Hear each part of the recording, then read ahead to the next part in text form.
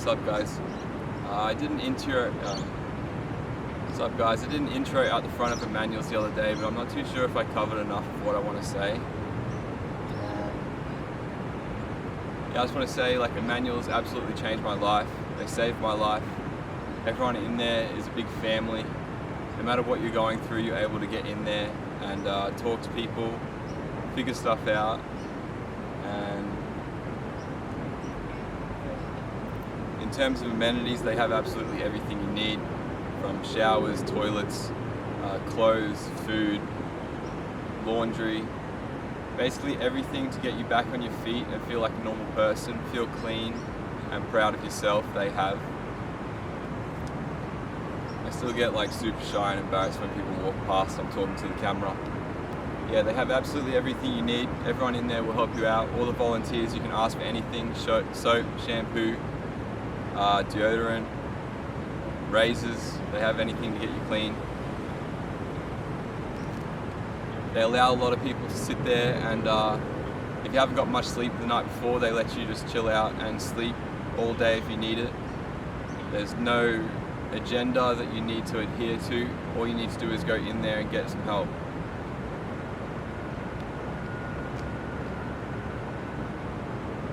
I'm currently dealing with an absolutely massive headache. I almost had a brain aneurysm the other day, so I'm really struggling. That's why my eyes and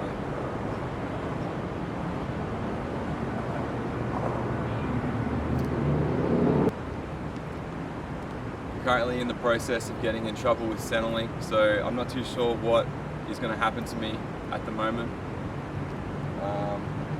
I'm properly stressed out, dealing with a lot of pressure externally, socially, physically, psychologically.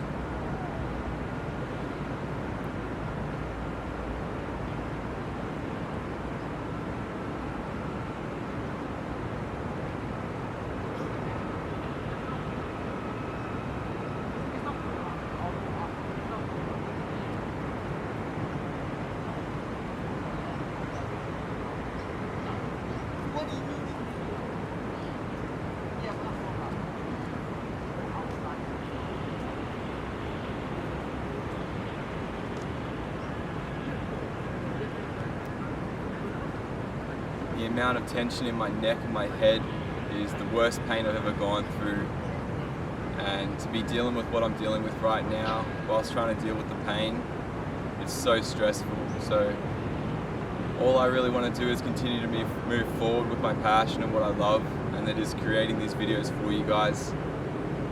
Yeah, so there's a little intro at the start of Emmanuels, just sort of out the front. I don't know if I'm going to use that, might use some of it. And then what we're going to do is we're going to go in, we're going to be speaking to a man called Luke. He's a volunteer inside there. We met a guy called MARTY. He's a guy that's planning on, he's trying to ride his bike from Brisbane to Melbourne. Well, he's going to ride his bike from Brisbane to Melbourne, and he's doing it all in the name of Emmanuels. So whatever sponsorship he's able to get, I'm going to try and help him out. He's going to need like backup tubes, all kinds of food in his backpack, a tent, a swag, like he's going to need a full kit in order to get down to Melbourne. So I'm really looking forward to trying to help him out.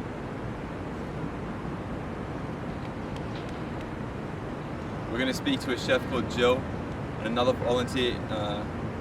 Jill is the chef, she's been doing it for a while. We got Luke, Robbie, MARTY.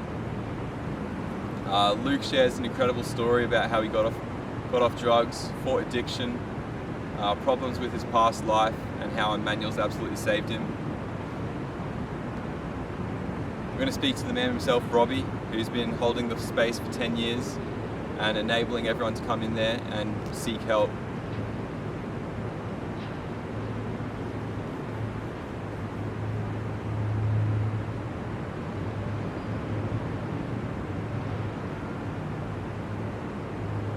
As I said, that place saved my life and taught me a lot of lessons when it comes to what other people are willing to do for you. Because when you're in the streets, not many people will help you out. And being able to have that place and that space that facilitates the aid of human beings, it's a blessing to have. Right now I'm in South Bank, about to go edit in the library, and then yeah, so Emmanuels is about a 5-minute walk from here, from the library, towards West End, and it's a beautiful area.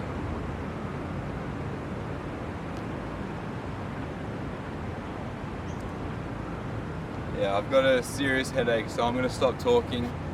I'm going to go to the video of me in Emmanuels, and I hope you guys all enjoy. I hope you possibly learn something, and I hope you have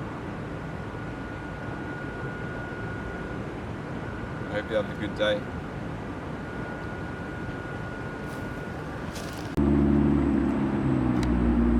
Alright, what's up guys? Here we are at the front of Emmanuels.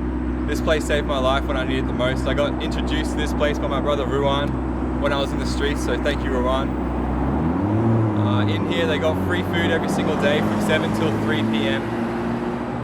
They got a free shower, free laundry. If you need some sort of soap, if they've got clothes, if you need clothes, they've got everything for free. All you gotta do is come through, get introduced, and meet the guy that runs the place, Robbie. There's all kinds of characters, different type of people coming through here, but when we're in here, we all come together as a family and help each other out. There's no judgment. Whatever you're going through, they're keen to help any day of the week. God bless. That should be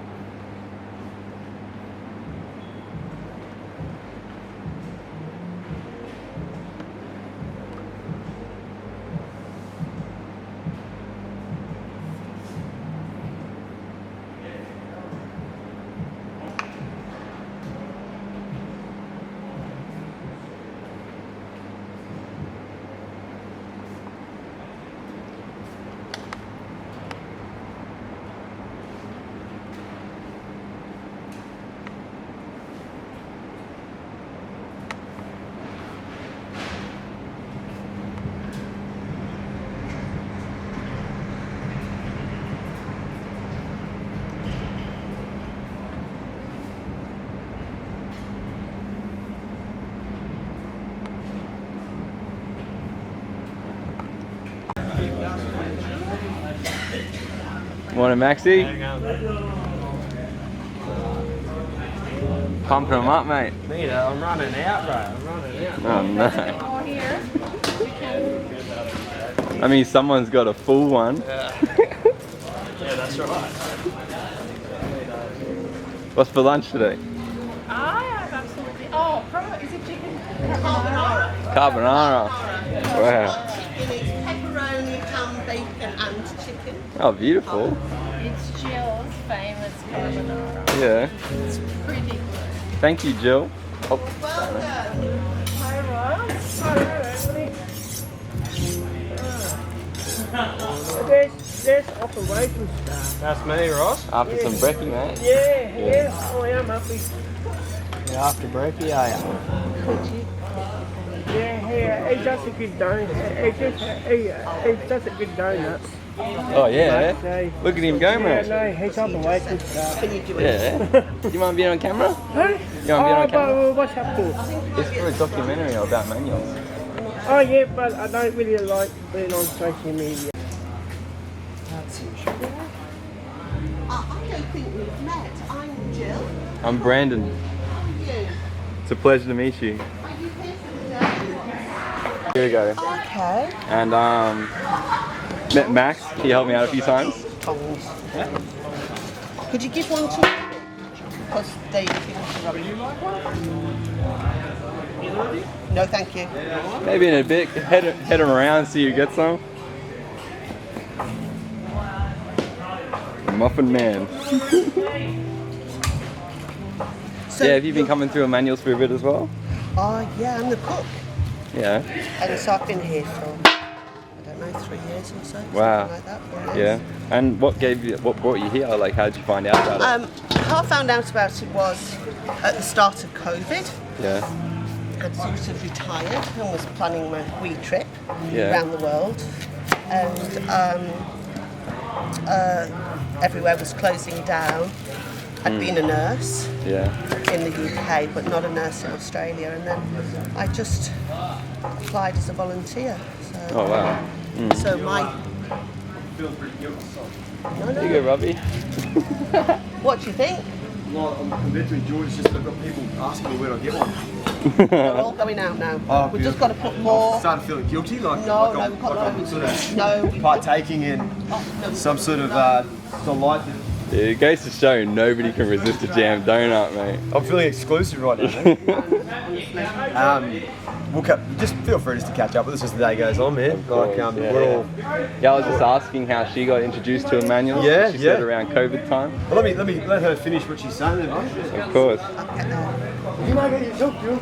Look at this. No, we got given, we did the filling and the sugar, but we got given the donuts. Beautiful. Good. Hey, brother. It was Robbie's idea to put jam in. Good bit of scran, eh? Yeah, good. Yeah, brother. There you go. Yeah, and ever since you just fell in love with the place? When I started, I was doing looking after the showers and the clothes. Yeah, yeah.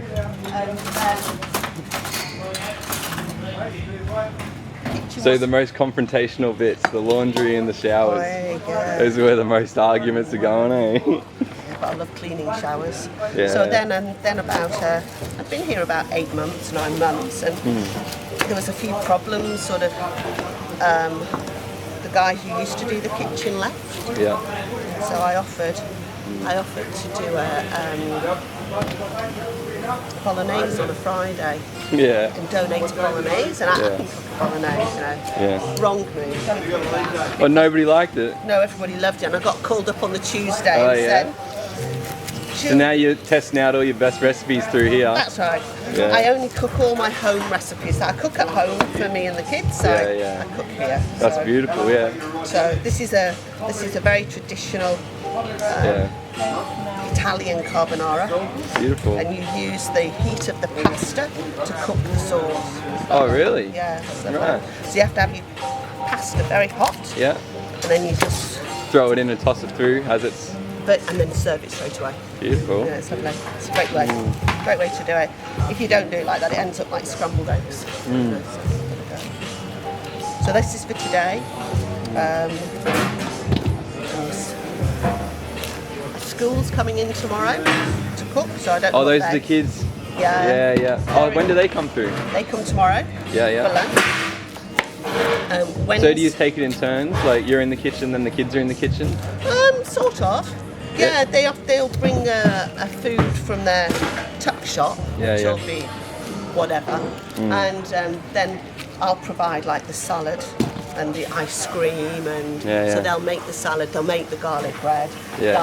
and they'll serve the ice cream and sprinkles. So yeah, so no, it works very well. And then Wednesday, sweet and sour chicken. All right. So you do have a full menu? Because every time I come through, it's just potluck, whatever we got. Oh, It's always yeah. been beautiful. Yeah, no, we always try and work a week to 2 weeks ahead, but Oh, yeah. because Wait, we I was about to ask, like, how do you guys get your produce as well? like donations. So we Donations. work 1 to 2 weeks ahead with great flexibility, so that if we get donated anything, that's sort of like the first to be used. Of course, yeah, yeah. And that's all local spots around here? Cafes and like IGAs and Cafes, stuff? Coles West End, Coles, wow. Convention Centre, Yeah. Cricketers Club at the Gabba, For real? Hop and Pickle in South Bank. So if you're ever about, go and get a pint at the Hop and Pickle. It's the pub on South Bank. They've been supporting us for 5 years. Yeah, wow. That was one of the most prevalent questions I wanted to ask, is where your produce and all this stuff is coming from. Oz Harvest, Second Bite. Oz Both Harvest. of those. Yeah. Yeah. Wow. Oh, there's the menu. Jill's meal. No, that's not the menu. That's an old one? No. We work on a board down here, but it's not up to date at the moment. Oh, yeah. Loads of bread. Tons of it in the bread cupboard. It's hiding from you. Take this.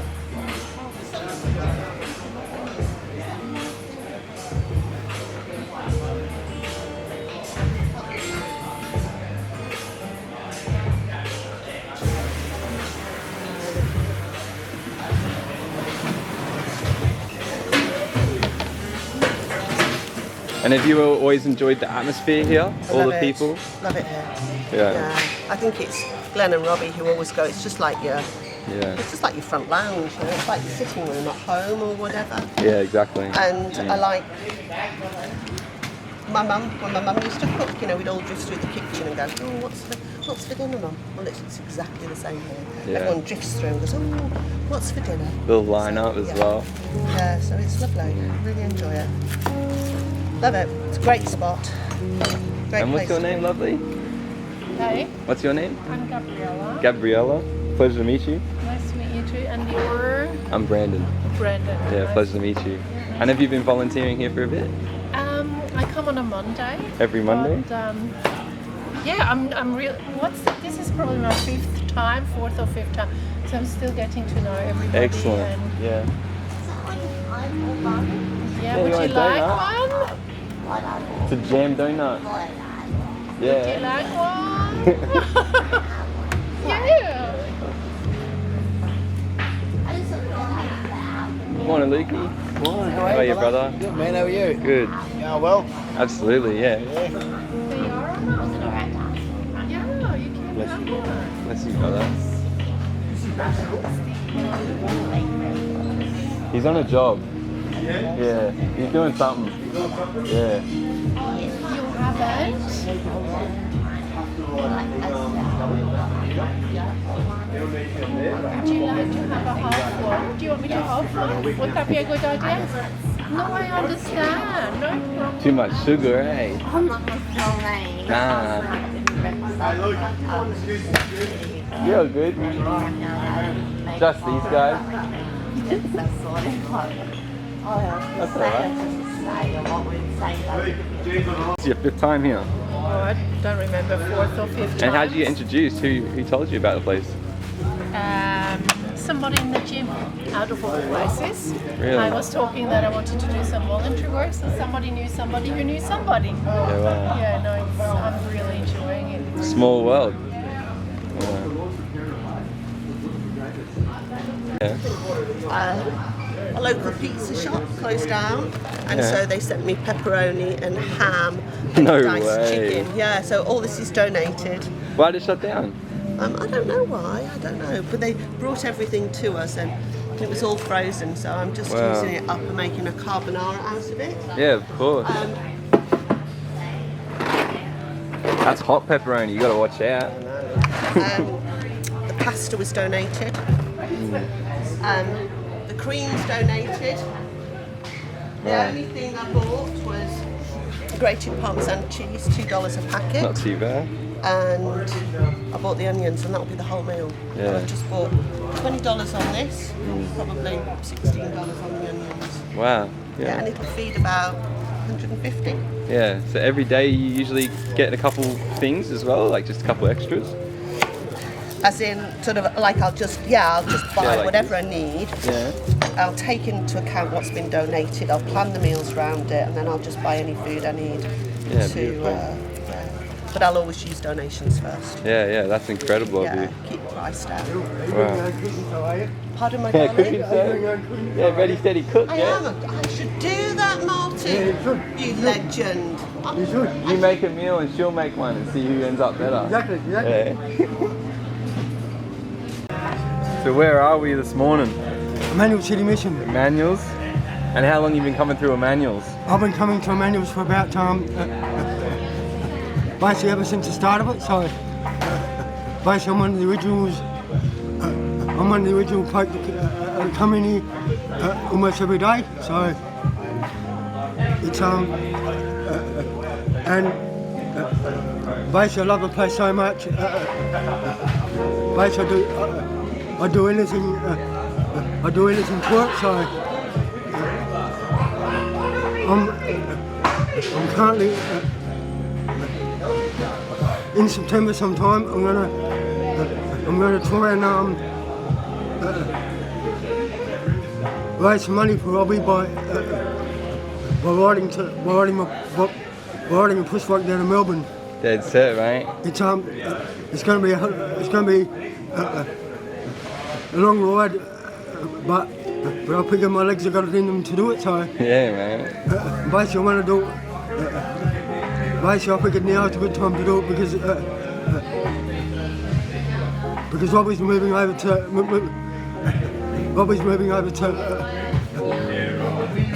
across the road. So basically, I figured this year. Basically, God put it on my heart to do it sometime this year. Of course, yeah. But but at the moment, I'm a little bit stuck for a ride because my current push bike is has got problems with it. So at the moment. Looking for a sponsor, eh? I'm looking for a sponsor to help out, get you down there, eh? To either help out with to either fix my current push bike or get an old push bike that I can fix up myself because I know enough about push bikes to do it. So, so on your trip, how long do you think it's going to take, mate? It'll probably take me about a month or two to get down there. Yeah. Because of my riding style, it's fairly slow. I've done the maths on it, and I figured for a professional push bike rider, it's going to normally take them about 2 weeks to do, but I figure with my riding style, it'll probably take me a month or two to get down there. So yeah, of course. But are you going to stop into towns and stuff on the way there? I'll be stopping into towns and stuff. Yeah. I'll mention to local ministers what I'm doing. Basically, maybe they can donate to Robbie as well. So of course, yeah. So basically, I've got my basically. You've got the blessings from everyone and the belief, eh? Yeah. I've got basically I've got everything set up by the push bike. So once that bike comes, it's ready, eh? I've been training really hard. I've been going up to Mount Nebo. I've been riding up to Mount Nebo back into Stanford basically every 2 weeks. So bloody oath, mate. So basically, I figured I'm. You can make that, mate. I figured I'm prepared enough to do it. So that's it, yeah. And at the moment, I believe solely and totally in God. That's it. Well, if you believe in Him, He believes in you, bro. Exactly. For sure, man.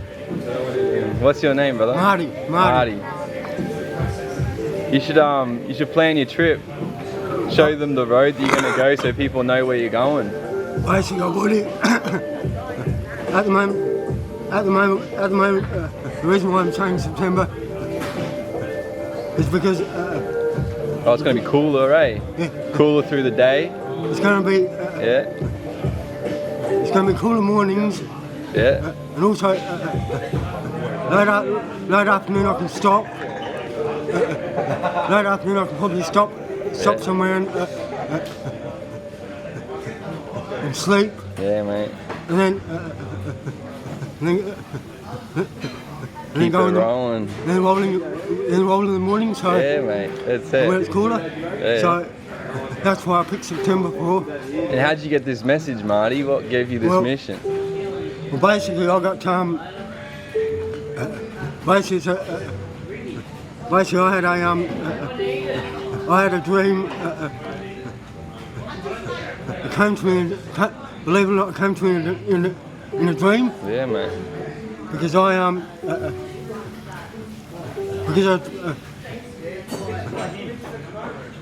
because in the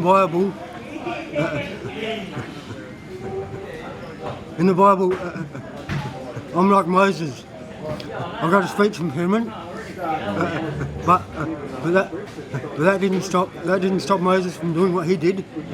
So basically, in a sense, I'm like him. That's it, mate. I've got basically I've got something inside me. Basically, not very many people have got. Yeah. In fact, nobody's got the mind or the soul like mine. That's it, bro. I'm a unique person, so basically, in this dream that I had, I was writing.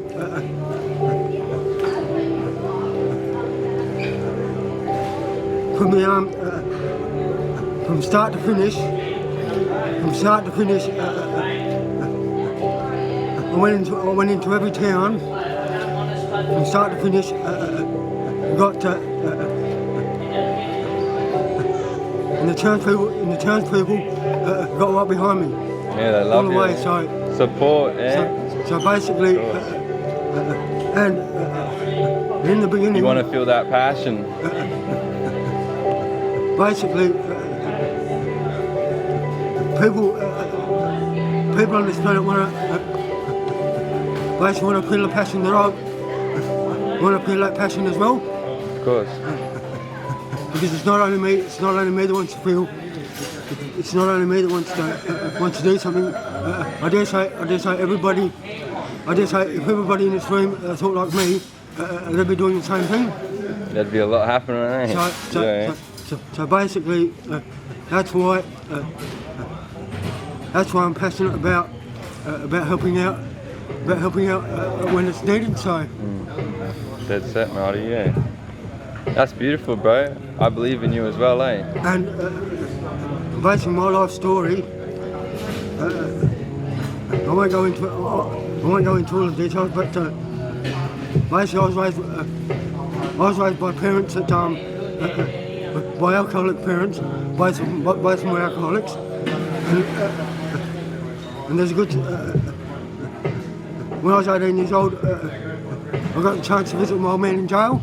Yeah. Throughout my life, there were sweet words when he come out of his mouth.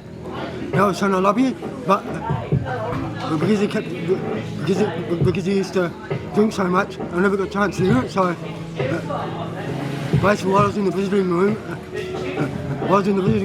he turned and said those exact words, which blew me away. Basically, I had tears rolling down my face, and so did he. So basically, that's my life story. That's my life story. Now you want to make people proud, eh? Basically, I want to make people.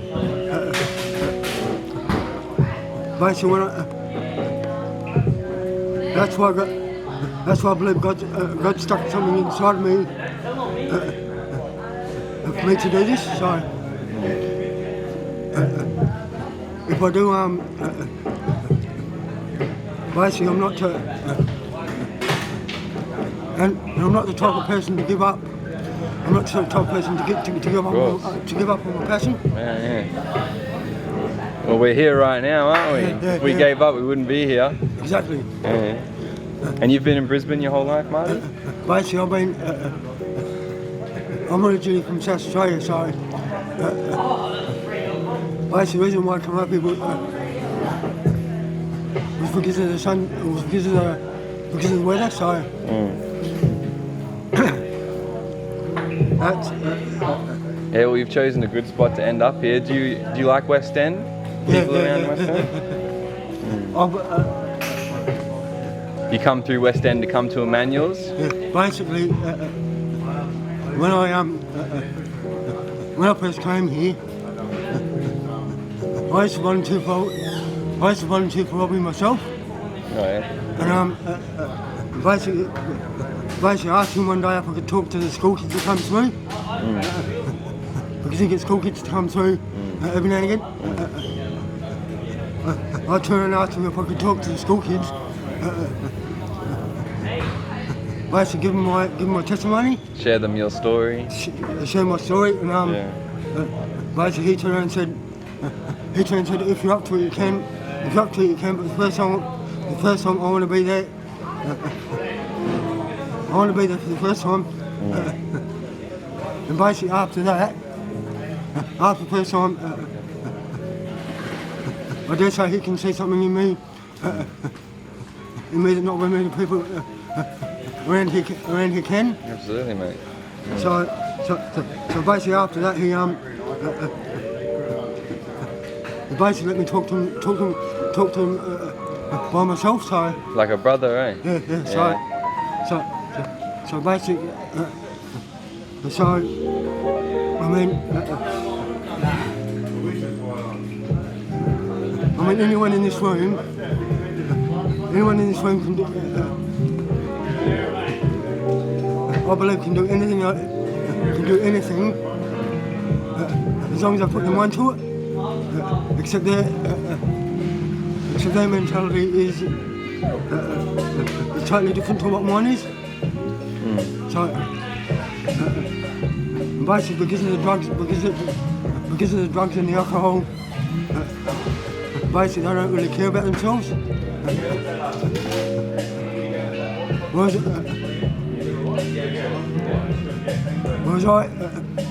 with me, I really care about this place. Of course, mate, yeah. It goes to show as well. Willing to do the ride, to support Emmanuels, that's beautiful. See, this is how I'm gonna provide for Emmanuels. Like, Emmanuels saved my life and they changed my life. So I want to try and do a documentary and show the people in here what's going on. But a couple years ago, I ran to the Gold Coast. And that was around 74 kilometers. That was a tough ride, bro. But so basically, you can.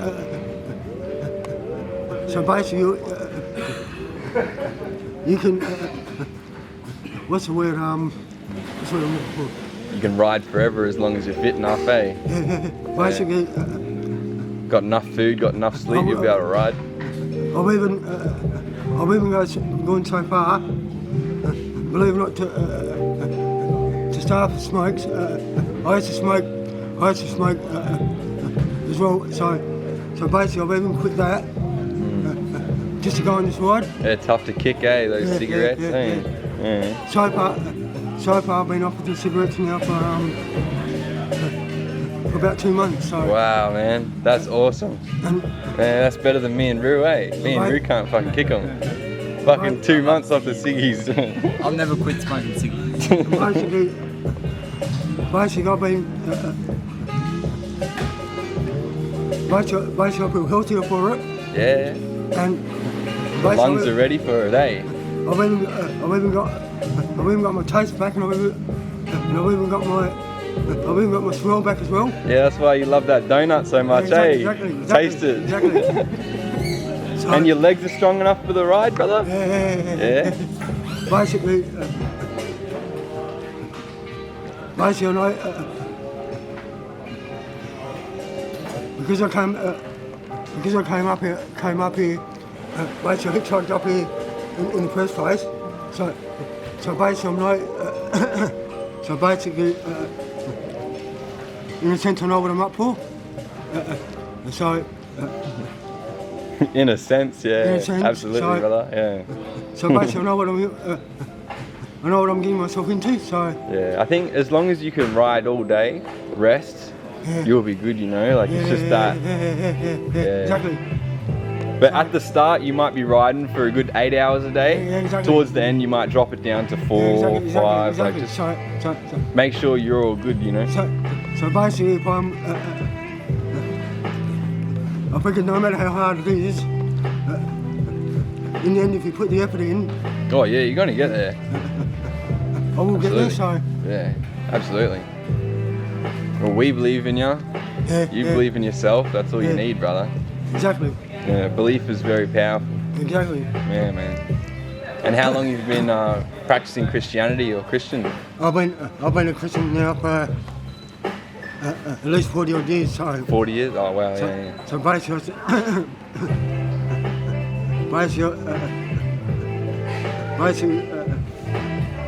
the first time I came in here to see Robbie.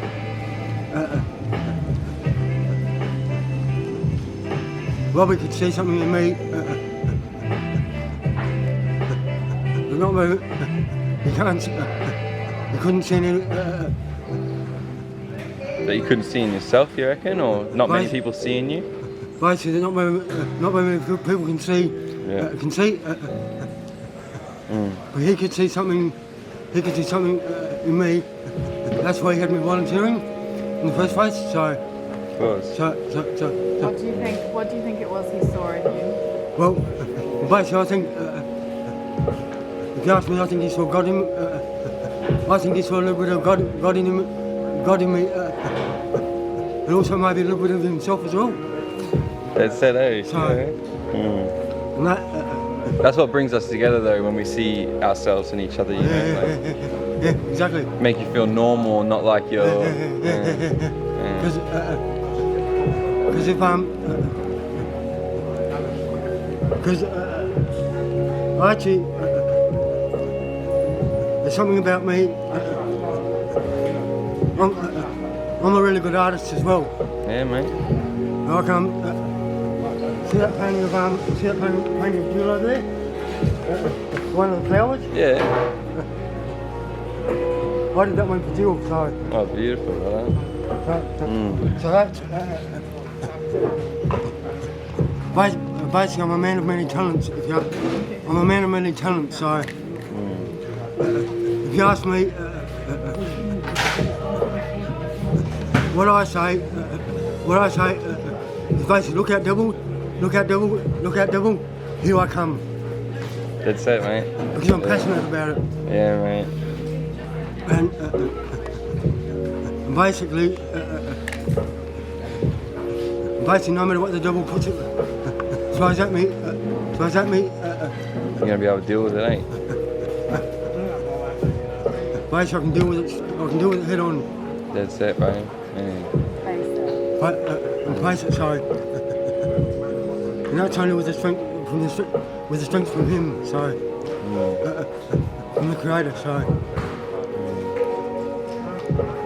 That's beautiful words, Marty. Yeah. Thank you, brother. Sweet. How excited are you for the ride, man? So September, you reckon? So. September. But at the moment. Are you going to go try and get a pushy from Cashies? Are you going to go Facebook Marketplace or something? Well, basically. Or do you have a friend that can do push likes and that? Well, basically, if I can't get a if I can't get. You're going to be able to get a bike. It just depends on how good you want one, you know. Like, yeah. Do you want a road one or a mountain bike? Well, basically, I've been told by people. Basically, a road bike is a lot easier to ride. Yeah. As a mountain bike, because a mountain bike, when you think about it, it's heavy enough. Yeah, heavier. Yeah. Because yeah, and you want to go fast downhill. Yeah, exactly. Downhill, you want to get down. Yeah. Exactly, because when you think about a mountain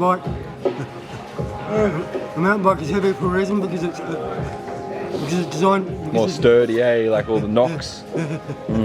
Because it's designed to go off road, so yeah. So it has to be strong and heavy. Yeah, that's it. Yeah. So basically, a road bike.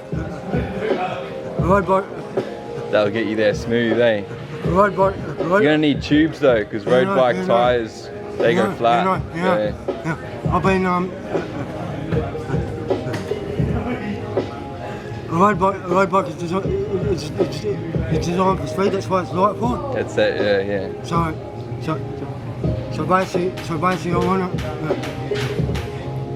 want to get if I can, I want to get a road bike, but I do know a road bike costs. For a good one, probably about 200, 250. Yeah. But most really good ones. Oh yeah, a couple grand. A couple of grand. Yeah. So basically, what I'm looking at is just maybe just a second-hand one. Yeah, Facebook Marketplace or something. It's good enough to go down there. Yeah, I'll go have one in a bit. Otherwise, I'm gonna go to Petra's and buy something. That's so good.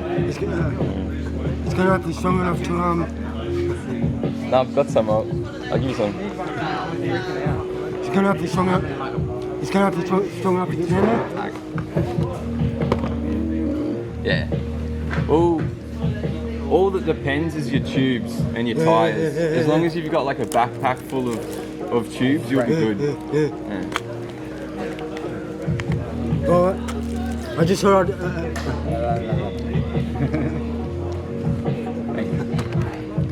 I'd mention what I was doing. Of course, bro. So We appreciate your words, brother. They're beautiful.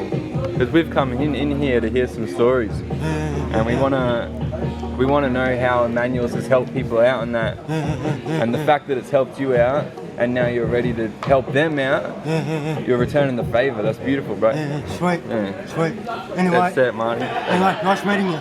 Nice meeting you, brother. Sweet. Have a good morning, brother. Oh yeah, I'm gonna let you know. Sorry. Not very many people. I tell my story to. Boys have tears in their eyes when I tell it. So.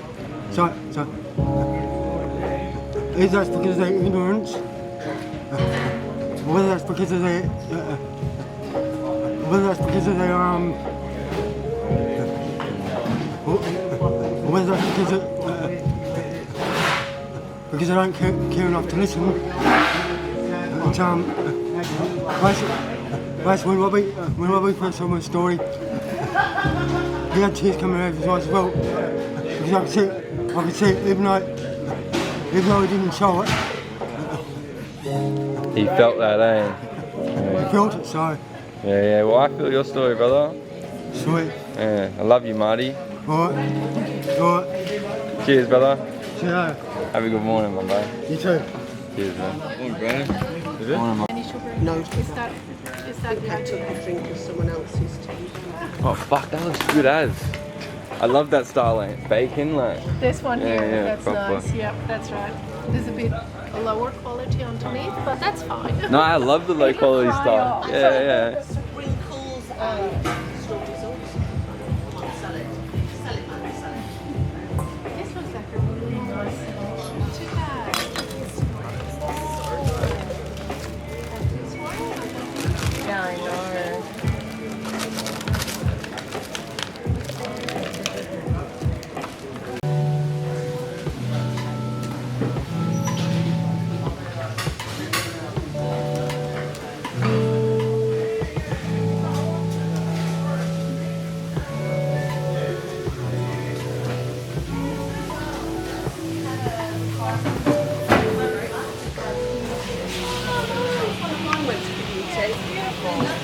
Great place.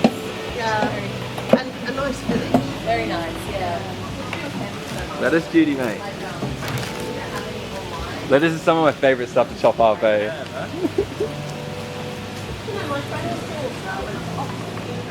Come on over. Got a cucumber? Yeah. Lettuce. And the Tommies.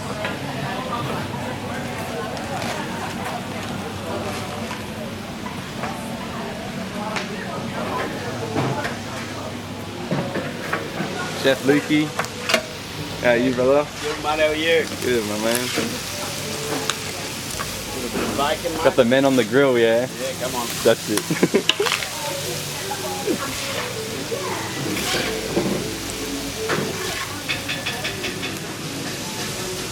Nice chicken there. Yeah, mate. And pepperoni, that one. Do some of this bacon, then we'll do the onion. Onion and garlic, that's going to smell nice, eh? Yeah, mate. How's your morning been, Lukey? Yeah, good, mate. Good. 3-hour drive down from the Sunshine Coast, you know. Yeah, brother. Stuck in traffic, but that's Yeah, okay. typical. It's getting worse, eh? It is, man. Yeah. It is, you know. Ever since COVID, you know. Yeah, I went to Nimbin on Easter. Oh, okay, yeah. And we had to leave in the morning because we just knew the traffic was going to be terrible. But we saw the lineup because we beat it. Unreal. Yeah, we went to Byron and did some busking as well. I'm recording a music video for them at the moment. Oh, yeah, nice. So they've got a bit of footage busking in Byron. Like, Come on. So good. did some busking in Nimbin as well. on. Yeah. Beautiful town, eh, that one? Yeah. Love Linden. Yeah, it was my first time there, eh? Is it? Yeah. We went to a place called the Shannon. Okay. They've got a cattle farm. Yeah, nice. And it's beautiful, eh? Like, you stand at one part of the property, and he'll be like, that ridge up there, that's my property as well. Like, we can walk to the top of that ridge, walk there, like as far as you can see, eh? Yeah, we're at the sanctuary, so we're turning into a church. We're planting a church there, but still one there, you know, just doing the park. Yeah. It's awesome, man. Just, you know, beautiful, peaceful place, you know. Yeah. How long have you been coming through here, Lukey? I might have been coming here for about 6 years, 7 years. 6 years. So around, Marty's been coming through for 5 or so. Yeah. Yeah, so I was coming here when I was homeless. I was on the streets. Yeah, mate. Yeah, and doing it hard, doing it rock solid. And the good Lord blessed me with a jail sentence. The good Lord blessed me with a jail sentence, and yeah, I was there for a year, and you know, my whole life turned upside down, you know, for the better. Yeah. Came out a better man, and you know, just want to be a servant and love all people. And dead set, brother. Yeah. So I feed the homeless now, and come in here and support Robbie and the community here because it's amazing. You know? Brother, yeah. The heart of the people here. Yeah, and everyone we talk to in here, they love you as well, bro. So that shows, you know. Yeah. I was gonna say, like, the camaraderie in here. Whatever you're going through in the morning, the camaraderie gets you through it. Exactly right. Amen for that. Yeah, that's what I think is good. Here we've got genuine hearts. Thank you, my brother. Yeah, everyone who serves you, got a genuine heart to love on people. Yeah. You know what I mean? The people here know that and they respect that, you know. Yeah, and, you know, it's like on the streets, you know, when I do a street beat on a Monday night. You know, there's a fight that breaks out, I won't let it happen, you know what I mean? I'll break it up. Yeah, yeah. And they know that, you know what I mean? As soon as I start walking over, they actually start calming down, you know? Yeah, yeah. You gotta have that authority though, you know? Yeah. Yeah, you learn a lot about that in the streets, eh? Yeah, mate, respect given, respect taken, eh? Exactly. Yeah, my brother. Everything's done in love, you know? Yeah, bro, yeah. And I think that's what shows in this place, how much love there is going around. Yeah, and in all truth, mate, we have to point it to the creator of all, you know what I mean? If it wasn't for God, man, a lot of us wouldn't be here, you know? No, I wouldn't be, you know? Yeah, dead set, brother. I was the type of man who didn't bash Christians. Anyone who came and preached to me about God, I'd bash him. Yeah, yeah. I even set a life as a son in jail for murder. I set him on fire because we got Christian. Then the Lord set me on fire in 2017, set my whole world upside down, you know? Amazing, you know, like I can't explain it, you know? Yeah, yeah. Like, you know, people like, you have to take credit for your change, I can't. You know, many times I promised my mum and dad, you know, I'm never going back to jail. Yeah. You know, so I used to be a neighbourhood dope dealer, now I'm a neighbourhood hope dealer dealing hope for loss. That's it, my brother. I love that, Lukey, bro. Yeah. I love it, brother, you know? Yeah. And do you get charged up and empowered seeing helping out people, you know? Of course, yeah. Motivates you, feel better about yourself? Yeah. Yeah, brother. It gives you peace, you know, it brings joy. Like, to put a smile on someone else's face, you know, it brings joy to my heart, you know? Yeah. Even if someone's there in tears and I can be that shoulder they can cry on, you know what I mean? I can actually mourn with them. You know, that gives me gratitude, you know what I mean? Yeah, brother. Like the Bible says, it's so much better to give than it is to receive. Yeah. You know, and I actually think like giving is even though we know it's a selfless act, it's a selfish act too because of what we get out of it. When you give, you see the joy on someone's like, that fills me so much peace. Yeah, my bro, yeah. It's awesome, bro. That's it. I'll let you get back. I'll come back and see you in a bit. Cheers, brother. Thank you, man. Top chef Lukey. Whipping it up, brother.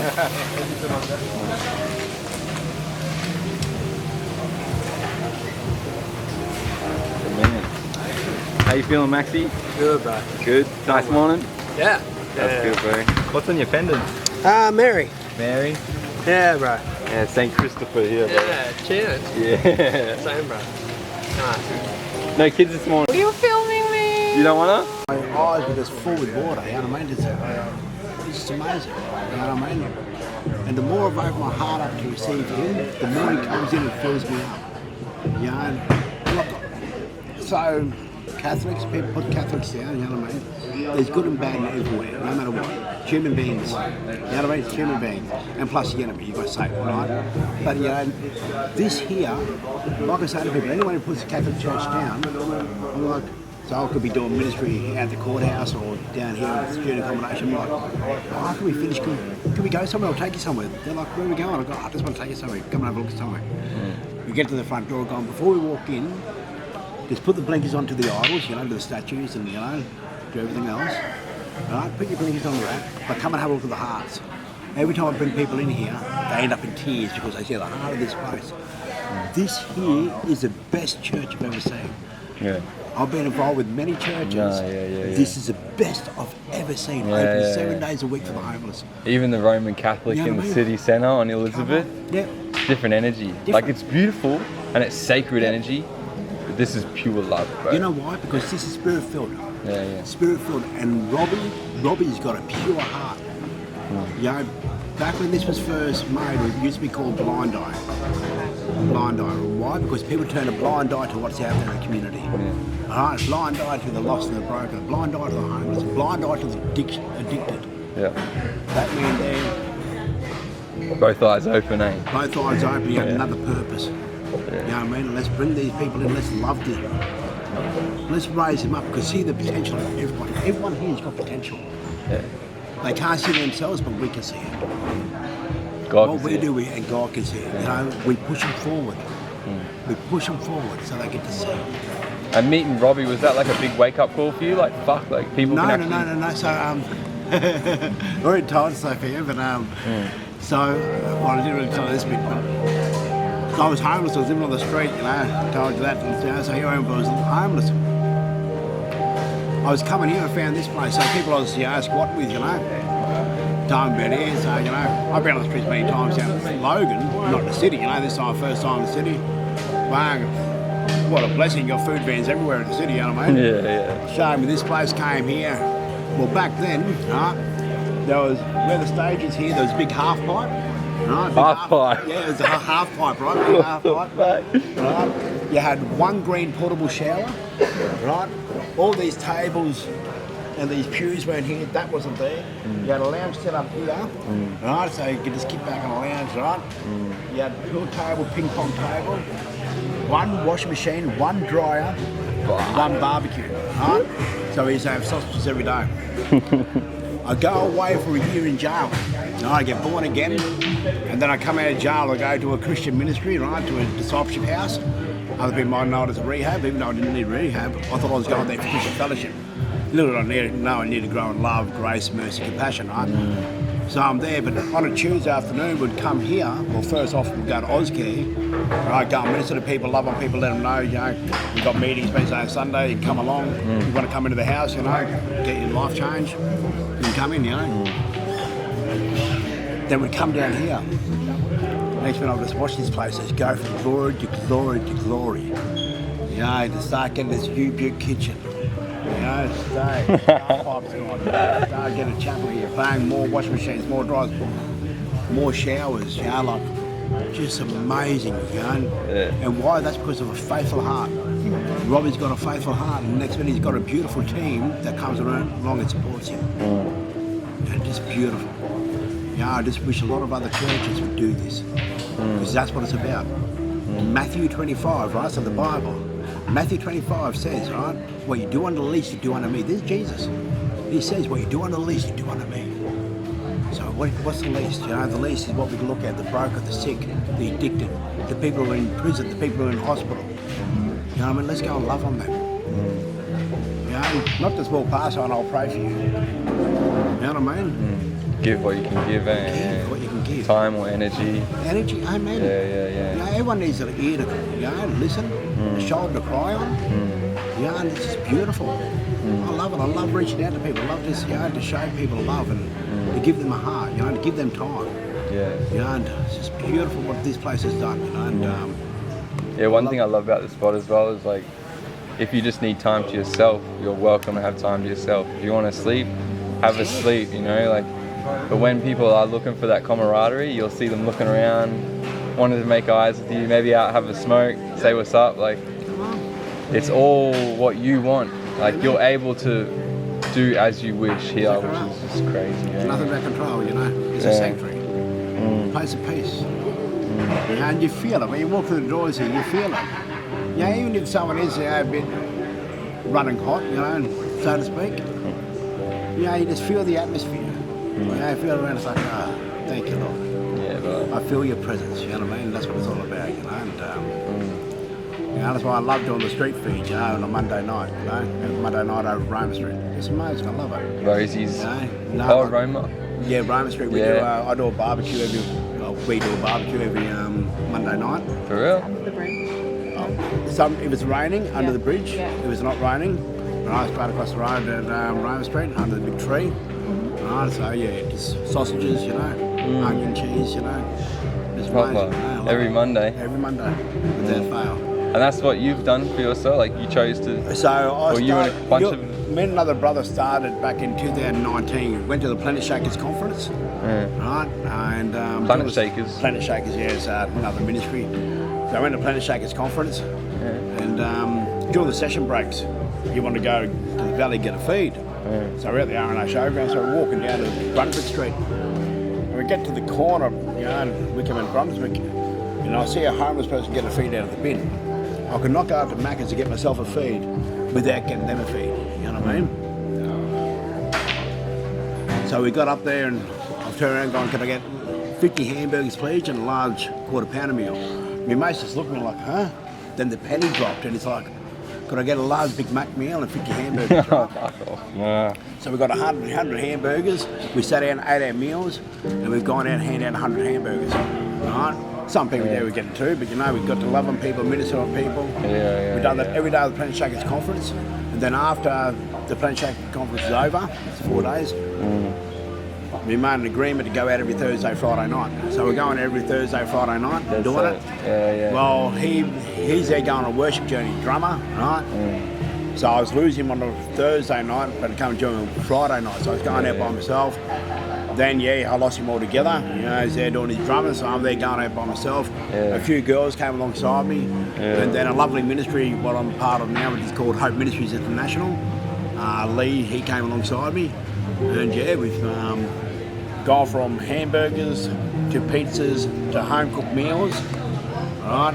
And to the barbecue. So middle of COVID, so March 2020. Survived COVID. Oh, yeah, we didn't stop, mate. We don't believe in lockdown. We don't that shows you how powerful. We didn't wear masks. We didn't get no jab.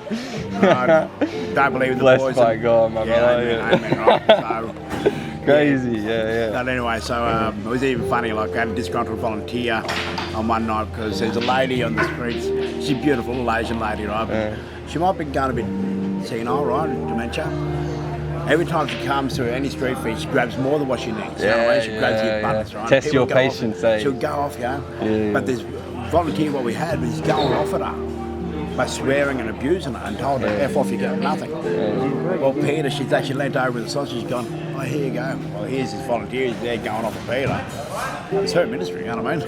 Her ministry is her ministry. So bang, he ended up walking off, he was wearing a mask, we didn't. But the next week, we had police rock up with a bag full of masks and we've gone, well, we've had complaints that none of you wear a mask here. Right, they've gone to pass me a mask, gone, no, sorry, mate, I've got an exemption. Right, gone next person, no, sorry, I've got an exemption. Gone next person, no, sorry, I've got an exemption. Gone to hand one to Peter, and they've gone, suppose you've got an exemption too? She's gone, yeah, we've all got exemptions here. They've walked away with tail between their legs, you know what I mean? Just keep on cooking up, you know what I mean? We're going to stop, you know what I mean? We're not silly, you know what I mean? We know the agenda, you know what I mean? We're awake, you know, like, that's one thing. A lot of people are sleeping, but wake up, you know what I mean?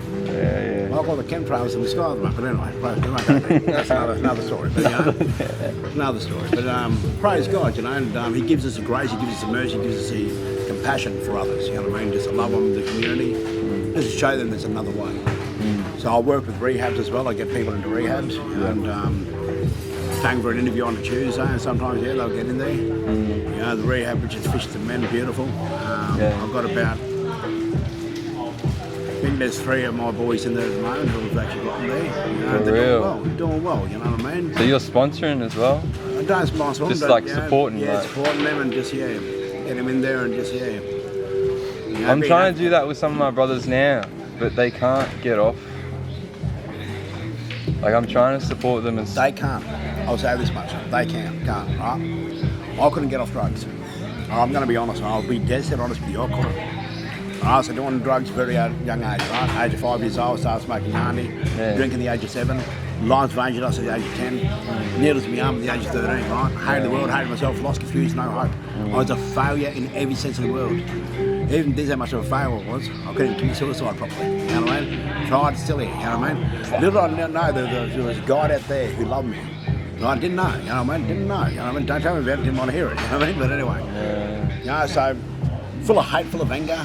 No hope. I was lost. You know what I mean? In and out of jail for 18 years. Every time I'm in jail, I'm promising my mum and dad, oh, when I get out, I'll never use the drugs again. You know, a lot of crap. First day out of jail, have a shop, back in dealing again, you know. So I was a neighbourhood dope dealer, now I'm a neighbourhood hope dealer, dealing hope to the loss, right? But praise God, right? Glory be to God. 2017, I'm looking at 15 years jail, right? Got done for ice, pot, taser, other implements, right?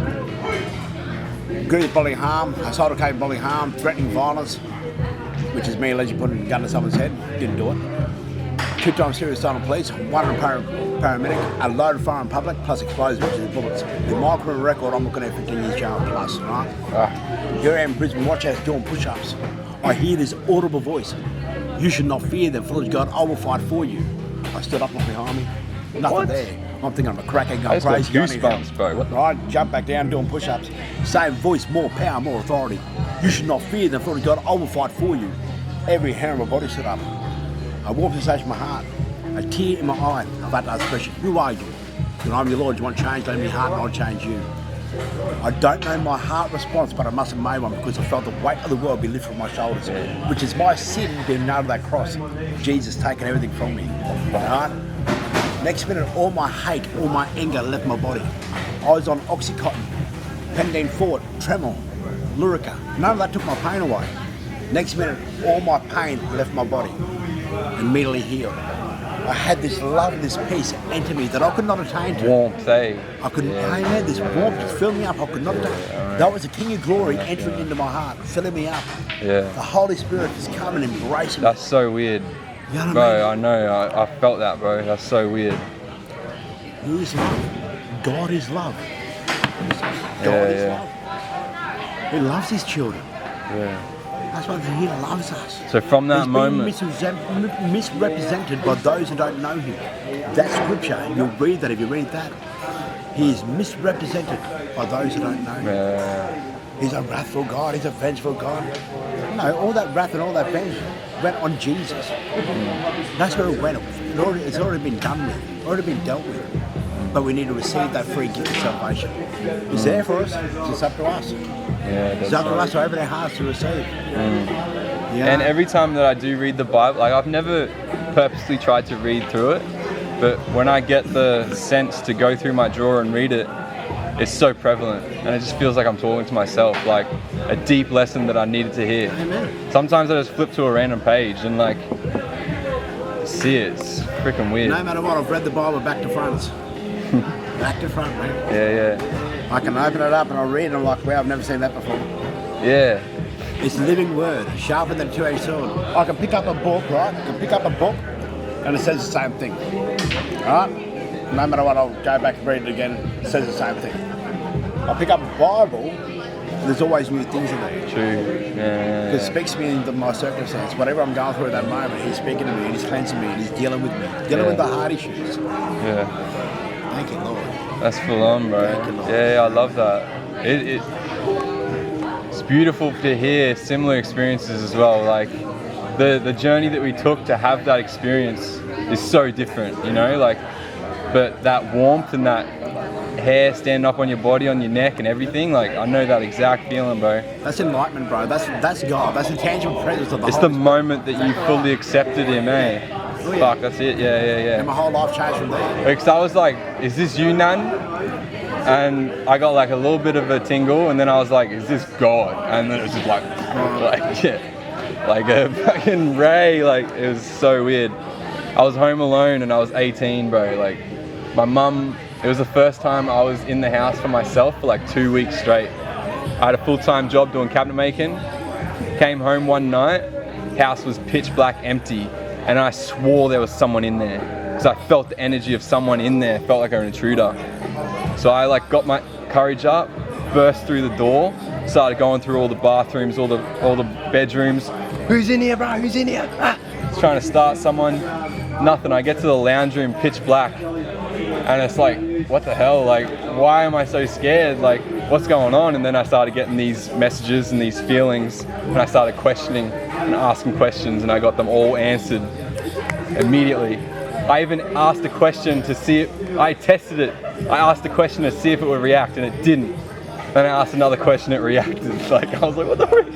Man, surreal experience. But I wanted to say, like, from that moment in that cell, when you heard that voice, is that when you just like, obviously you were going through like withdrawals and stuff. Of course. How were you strong enough to defeat them? Yeah. He did, you know what I mean? Like, it wasn't me, it was him. So he gave you the strength in yourself, psychologically. Yeah. So I done 10 days in a watch house. I got to Brisbane Correctional Centre on the 28th of April, right? 20th of April? Yeah, 28th of February was the first day I was homeless. 28th of April 2017. Yeah. Now that gun that I got done with, I actually stole that from bikers, right? I get to BCC. It was actually funny, I get escorted up to a unit, get to a new unit, and when I get up there, I just knew I was in the wrong unit.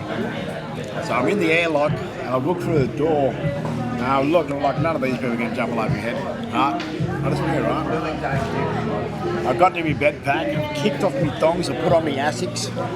I've looked at my bed pack for me coffee. I've never done that, you know what I mean? Never, right? I've opened up my bag, no coffee, you know.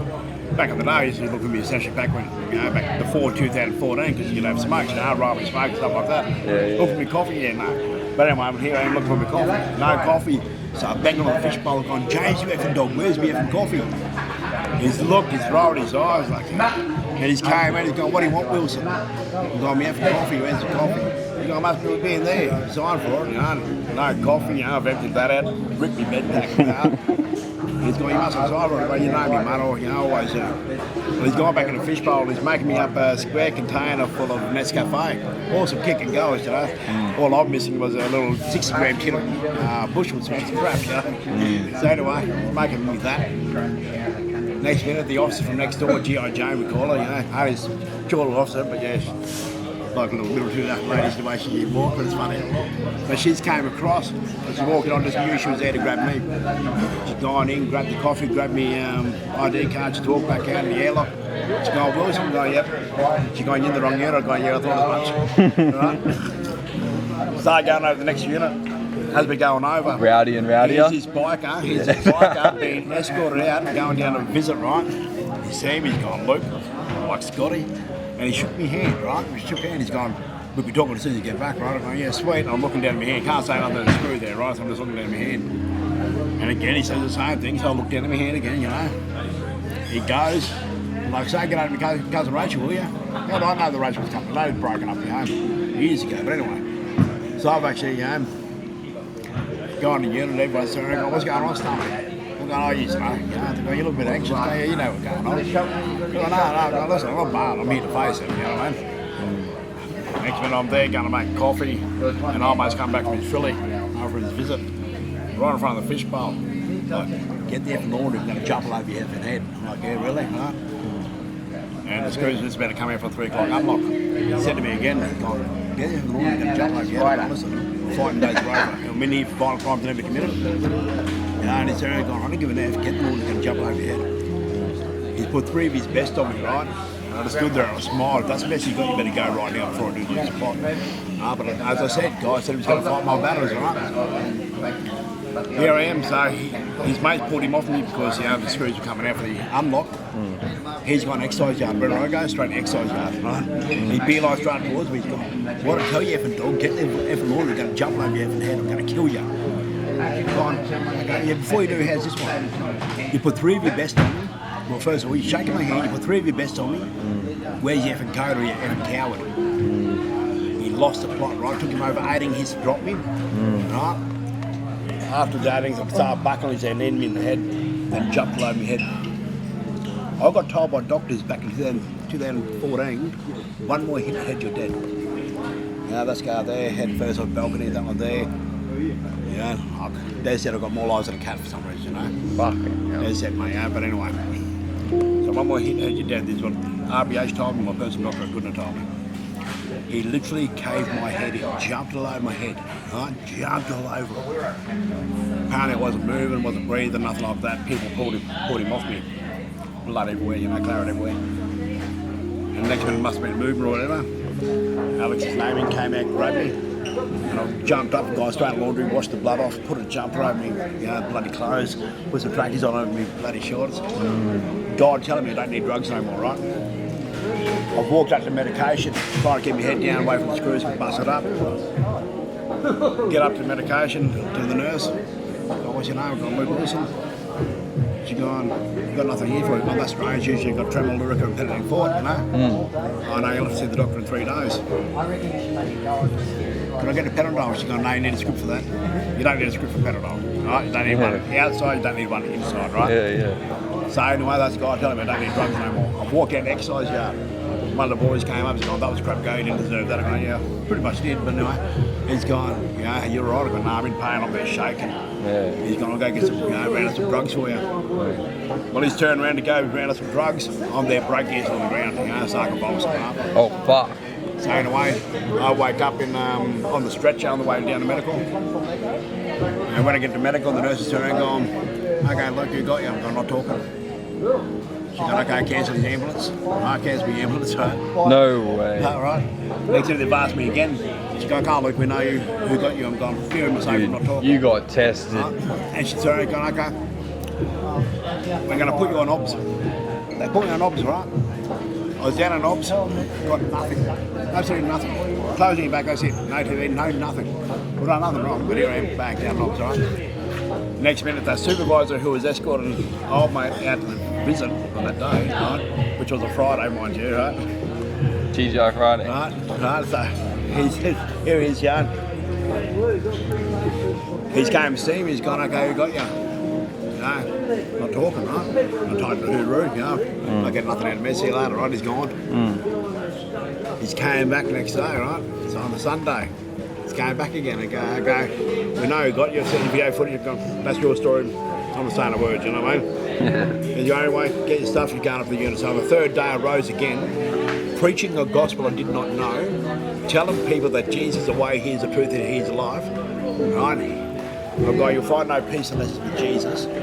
I've got a King James Version Bible and it's stayed with me ever since. You know what I mean? Like, don't tell my guys I'm real, you know what I mean? Like, what He's done in my life has been amazing. It's amazing. It's a miracle that I'm here. I should be dead. Even, so a couple of weeks later, one of the boys who was in the unit who actually seen the hunt, seen me get my head jumped over, he's bounced and he's came over our unit, right? This bloke, he's just gone pale white as soon as he seen me. Oh, no. Your face was caved in. Literally caved in, like nothing wrong with you. Stuck back in a place. Nothing wrong with it. He's there spitting out. You know what I mean? And all I'm there doing is preaching the gospel to him. Telling him about Jesus. Love him. Even now, right? So, as I told you earlier, he's bash Christians, right? He was set a life for someone in jail for murder and set him on fire because he's not preaching about it. Now I get spat on. I get punched for preaching the gospel. Right? I get mocked. And you know what? I love it. I rejoice. I rejoice because James told me, count it all joy when you suffer. Right? Count it all joy. And I'm suffering for His name's sake. I'm suffering nothing to me. He got dragged to the cross.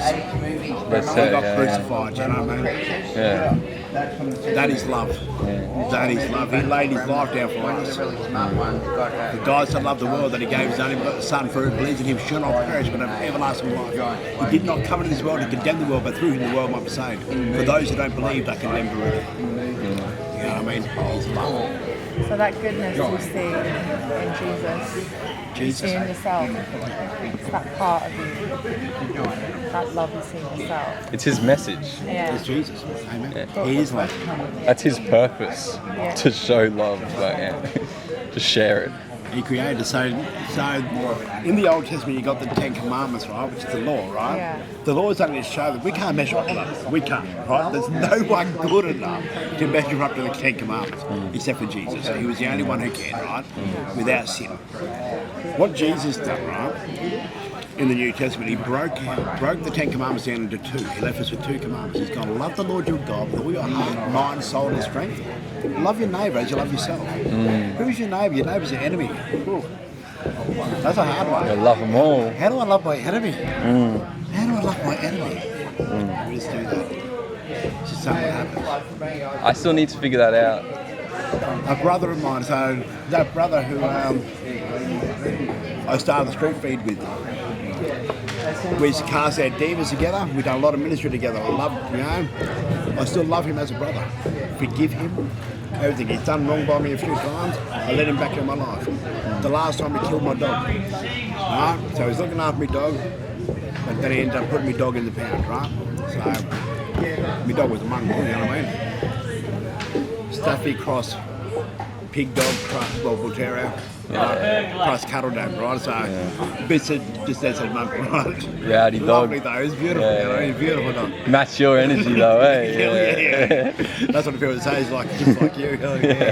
But anyway, so he was meant to be looking after me. He actually begged me to look after me dog. And then he takes it to the pound, you know. I forgive him, you know what I mean? I love him. You know, I even gave him a hug, you know what I mean?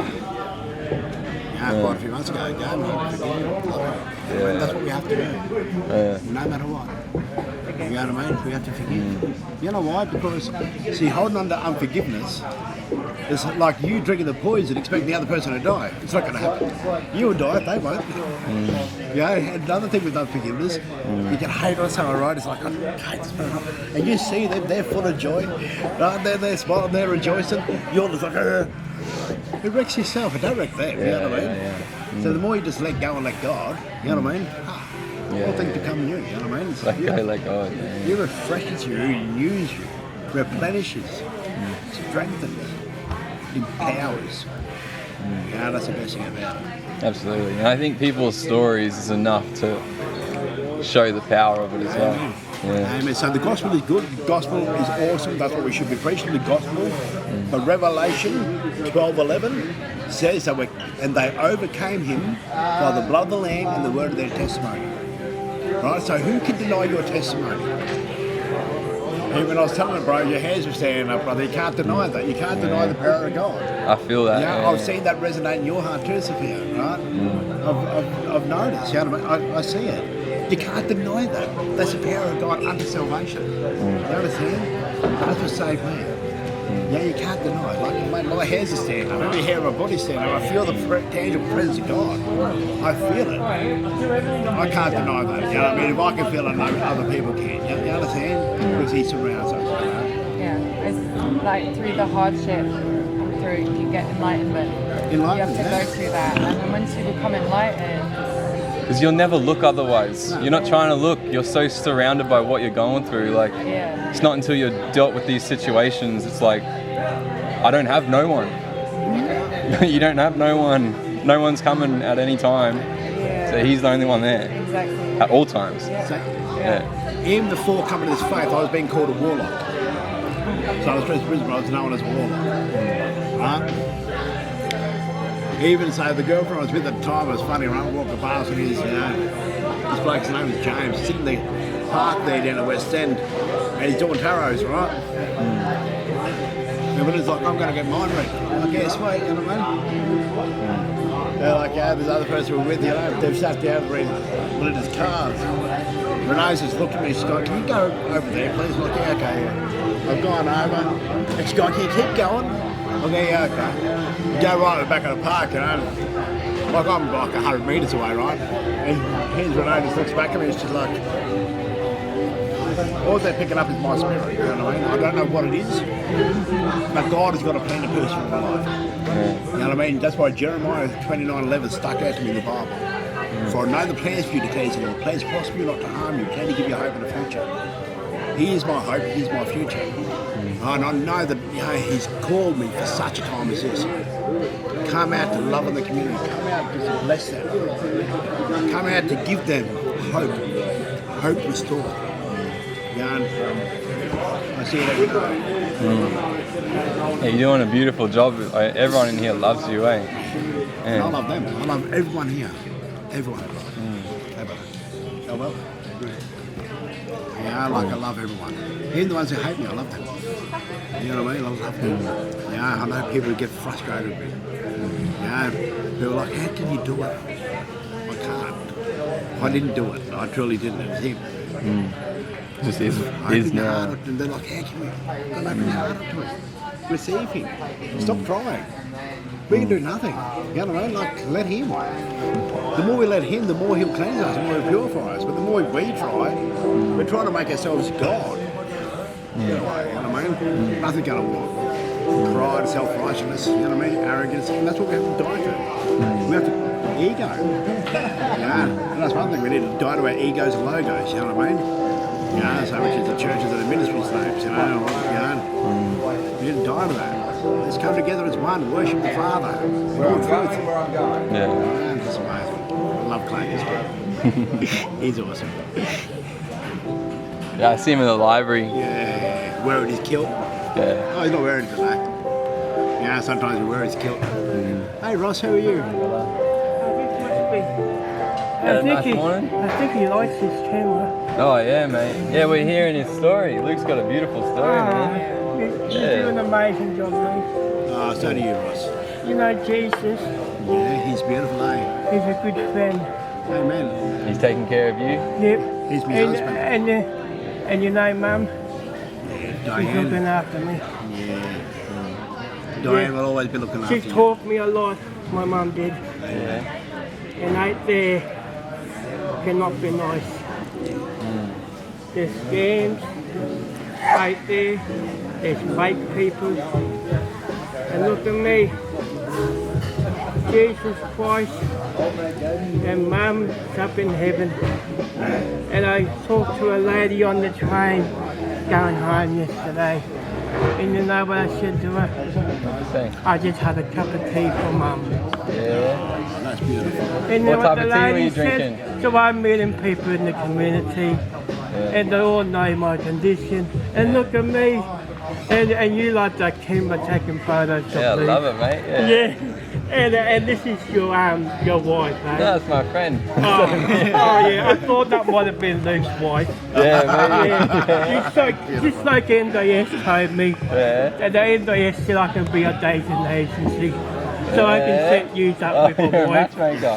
Yeah. So, because he's my big, Sick, mate. God Oh, I bless know you. that. Imagine him doing like your pasta, like, alright, we're getting sorted. Right here. Getting married. No, he's beautiful. I love Ross. Such a gentle spirit, eh? Gentle heart. Yeah, it's a lot of different faces in here. There is, and that's why I love it. You know, Every single time I come in, it's different faces, eh? So I'm trying to figure out, are they finding it? Did they just find it, you know? Like, yeah. People know of it, you know, you hear of it. So if you're out on the streets, you know about Emmanuels City Mission. You know what I mean? Like, people who don't know, like, I've met a few who don't. I spin out, you know, tell them, you know. Are they doing it solo or something? A lot of people do, yeah. Yeah, like you ain't got a lot of homeless. So if you go through the city especially, so Queen Street, even Adelaide, all that around there, you've got people in there who you won't see at the street feeds, you won't see here. Yeah. I don't know how they shower. No, I know what you're saying. You know, Yeah. And you try to give them food, they won't take it. Why do you think that is? They don't accept Because they it? see they put themselves there. Yeah, I've even had people say that. They've put themselves as lesser than deserving the food as well. Like they tell themselves they're such a terrible person, they don't deserve any type of positivity. Yeah. Sad, huh? And Rue is going through that right now. I was going to say, Rue said to me he got a room, but he feels like he doesn't deserve it because other people need it more than him. And it's it's a total deserving thing in itself, kind of. Well, everyone in here deserves Everyone the room. deserves it. Exactly. Yeah, everyone. And I don't care what they've done, don't care who they are, don't care what their past is. Yeah. I don't care about that. Everyone deserves warmth. You know what I said? Everyone deserves love. You know how many times I think of Mum and Jesus? Every day. Infinity, forever. Love is the Amen. Love is the the ultimate. highest What is your vibration. Yeah. Amazing. Nothing greater. Like your Mum and Jesus. Yeah. Well, she's smiling down on you right Yeah, now, brother. she said, Robbie, Connected. you put me Not on about attention. this sort of That's good. My mum was this big mother. disconnected face in forget society everything. where She everyone's so. put the ladies on the train, she took care to There's look back less, for you. they can't connect to their Walked hearts in the because they're so sink and focused on you don't know numbers what, you don't need to know what your mum's hours and needing to survive picked what up they the think is papers, survival because took they're so them to the afraid doctors. of And look of at being this. homeless. I should So be lady they'll- on the train when these men. The irony I just told her, my mum so gave much me love money. here. And the papers are signed by mum in Synchrony. And then being able to I build love yourself Lucky up. ducky, ain't you? It's like you can do it from a loving place because you know that space, that hardship. There's a lot of people don't ever experience that. So they're constantly trying to find it. Well, it's a rat race to stay out.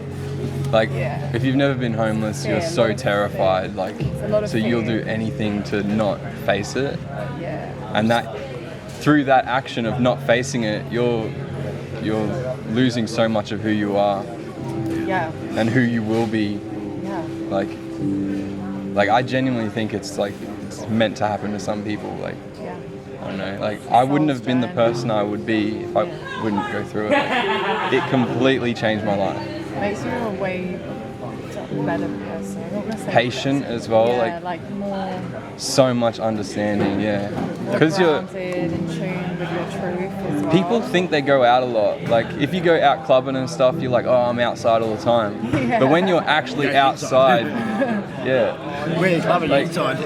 Yeah, people meet up at a club, have a party for a few hours and go back home.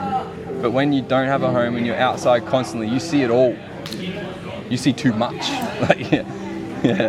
And that's how you get so much perspective. It was, you know, Marlon Brando, the actor. He ran away from home and was homeless for a long time. It's what made him such a good actor. You got to see how people behaved. Yeah, he absolutely. observed everything from a perspective where everyone turned a blind eye, so he was like invisible. So you got to see everything and learn. And then he met Stella Adler, who took him in and trained him, and he then became one of the most profound, successful actors who still would win awards and get on stage and fight for rights of Indigenous people. He had the heart, and he used that platform to speak for the people, and that was his destiny. But he came from that place of truth. Marlon Brando, yeah. It's amazing, amazing humans. Yeah. Love human. Bad human. Yeah. You gotta remember, there's no bad human.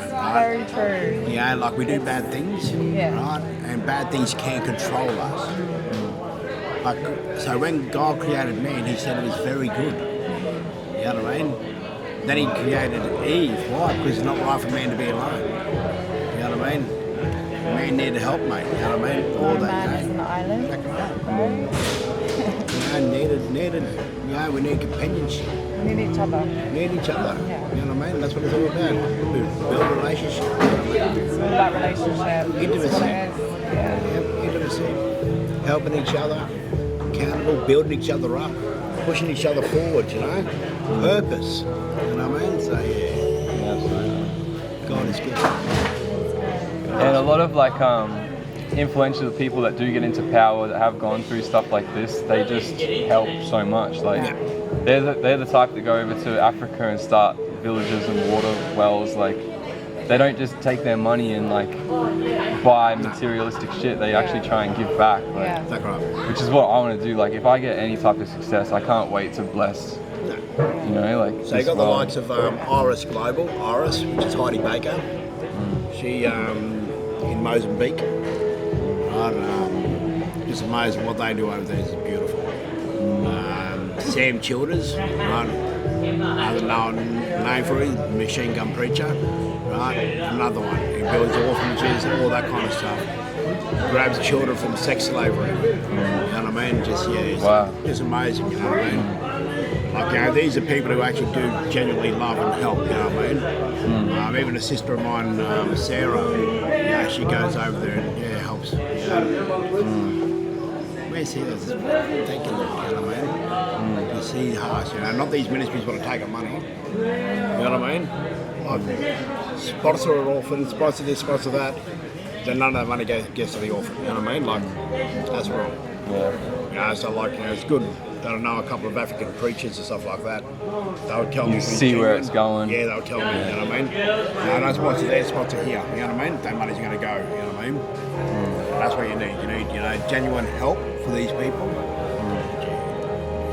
When you do things for the collective, not just for yourself. Whereas in society, we are raised to survive, to do things for ourselves and not the community.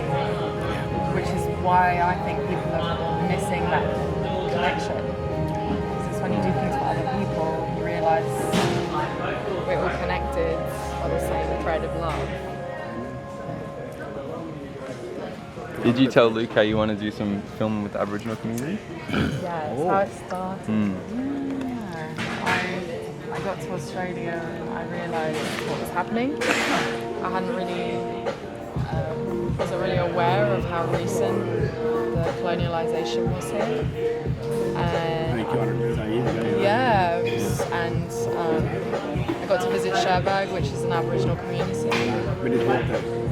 You walked there from here? We walked from here to 304.5 kilometres. Yeah, that's holy moly. a long walk. I had done about 80. I was there. How long Does it take a week? Yeah. It took like 7 days. Yeah. Yeah, so I learned a lot very quickly about what was happening, or is still happening here. You know, I think the average... I love Cherbourg. Warrabinda as well. Warrabinda, Rockington. I think what I was so passionate about is what industrialisation has done to the earth and how we've completely abused it and how we can learn to repair it through our elders and Aboriginal and First Nations knowledge.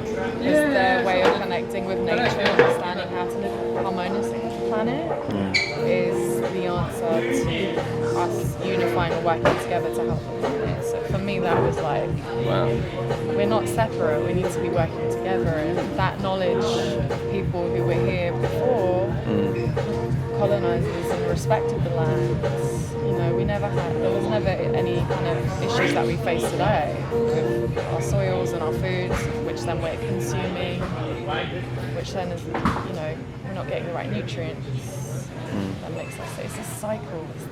So it's just, I think there's a lot to learn from. We need their knowledge to actually help us. We need their knowledge, and it's just from a compassionate sense, not just like throwing money at a situation and putting people separate and being like, oh, but there's opportunities. It's so much bigger than that. Like, you can't just put certain people in a community and expect them to live a certain way that is not the way that they're supposed to be living, like spearfishing, out in nature, living off land. It's just to suddenly being like, oh, here's some money to go to a supermarket and buy food that doesn't give you nutrition.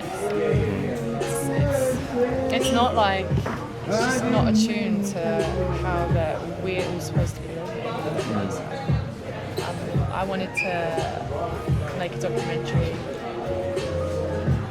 on or with the Aboriginal people to try and inform and educate like people over in Europe and the UK about what's happening, you know, and because I had no idea coming up here about the situation. Well, even me, I've lived here for 43 years, right? You don't know, it's all sort of... So you hear of the stolen generation and all of that, but you don't really know the extent, right? Yeah. You know, like I'd see, you know, the Indigenous, how they would hate the white man. And I don't think why are they so full of hate, you know, and next thing they're hating on you, they bash you, next thing, so you turn the same way, full of hate, you know what I'm saying? Yeah. So I've been to Cherbourg many times, right? The last time, so when we got there on the 29th of March, Good Friday, we went to the ration shed, right? And we sat down and we watched a movie.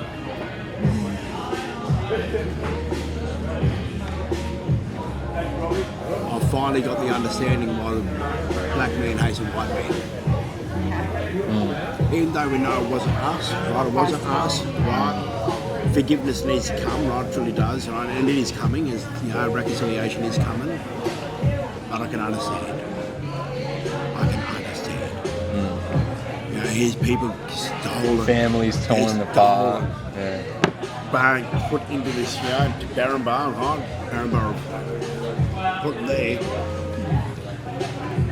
Here's people dying because they're missing their family, trauma, ripped apart. Names were changed so they couldn't find each other. Surnames were changed. Broke my heart. They were given like that much to eat for the week. Yeah, the ration camp. Yeah, for a whole week. You starve people, you starve the mind, you starve the soul. You know, it's like food is like one of the most key things. And feed them poison as well. Yeah.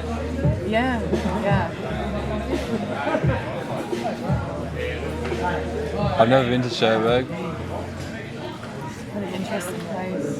300 k's. So you've been? Yeah. Wow. That's a really nice. So this was a walk in, and here I'll get to the ration shed. So there's the ration shed, right?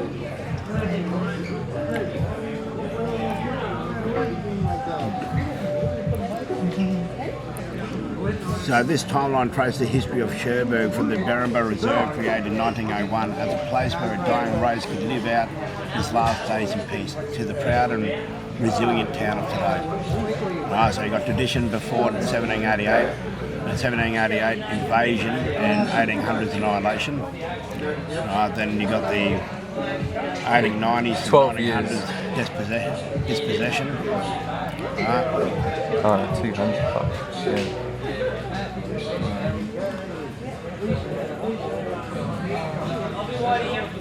That's a good 300 years of oppression. And yes, so there's just a big story all around the whole wall. Yeah. Right? The history of the area. And here's the video. The town was born out of a long and sad conflict over the traditional lands of the Aboriginal Queensland. A new law came into force in 1898. The Aboriginals' protection and it's a museum, Cherbourg Museum. Well, yeah, the ration shed, yeah. Ration shed. And then, right, we get taken to the dormitory. Around here, here's the rations. So,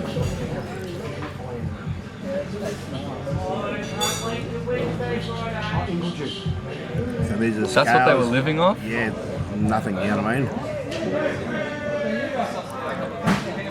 The dormitory here.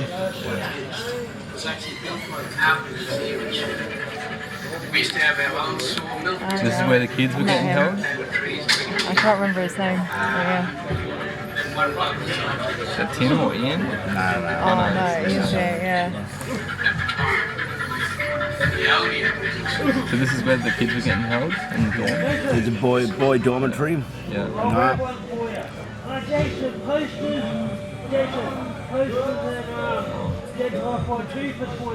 So Cherbourg, what? So they were locked in here as well.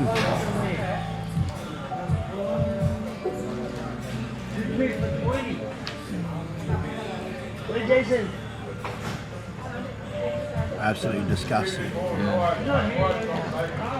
Yeah, well my nan, similar thing happened to the Indians with the UK. My nan got stolen from India, Calcutta. She got sent into a woman's school, taught her how to like properly talk and how to properly use utensils and stuff like that. Yeah. So, yeah. So it's a similar situation to what happened with the Aborigines, but not quite as terrible. Yeah, because India is still India. Yeah. Australia is no longer, you know. What was it, Gondwana land? What's Gondwana land? Yeah, something like that. Yeah. Yeah, it used to be called. Jill, we're just welcoming you back. Big welcome back to Jill, guys.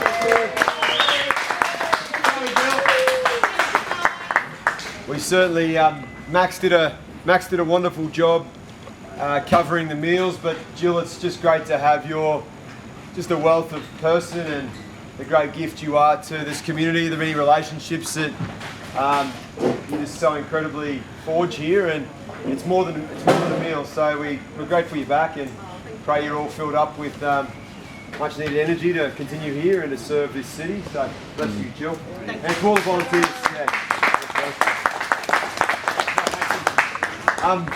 Volunteers are the backbone here. So we're really grateful for those who got here early this morning and those who've joined us. Tara, Gabriella, people in the front room, thank you guys for serving so faithfully. We're really grateful for that. Today's a beautiful carbonara. Yes. There's a salad by the looks of it and some breads. There is ice cream and sprinkles. I can see some top deck Freddo frogs. So one of those might go missing in about 3 minutes time. I'll be in the backstage. It's all good. It's good to be here, guys. I just want to encourage you. It's Monday. Sometimes on a Monday we can come into a week feeling pretty heavy. We can come in feeling pretty lousy. I want to encourage you to make this week count. Make today count. If you've got appointments, if you've got opportunities, if you've got hope in your heart, have a shot, have a red hot shot. It's the wrong words around here. Have a crack at making this week work. Don't have a shot. Have a crack at making this week work. I'm choosing all the wrong words today. No, you know what? They're the exact right word. Thank you. Yeah, make it work, guys. Make it work. There's so many great stories of people that are trying to do the right thing.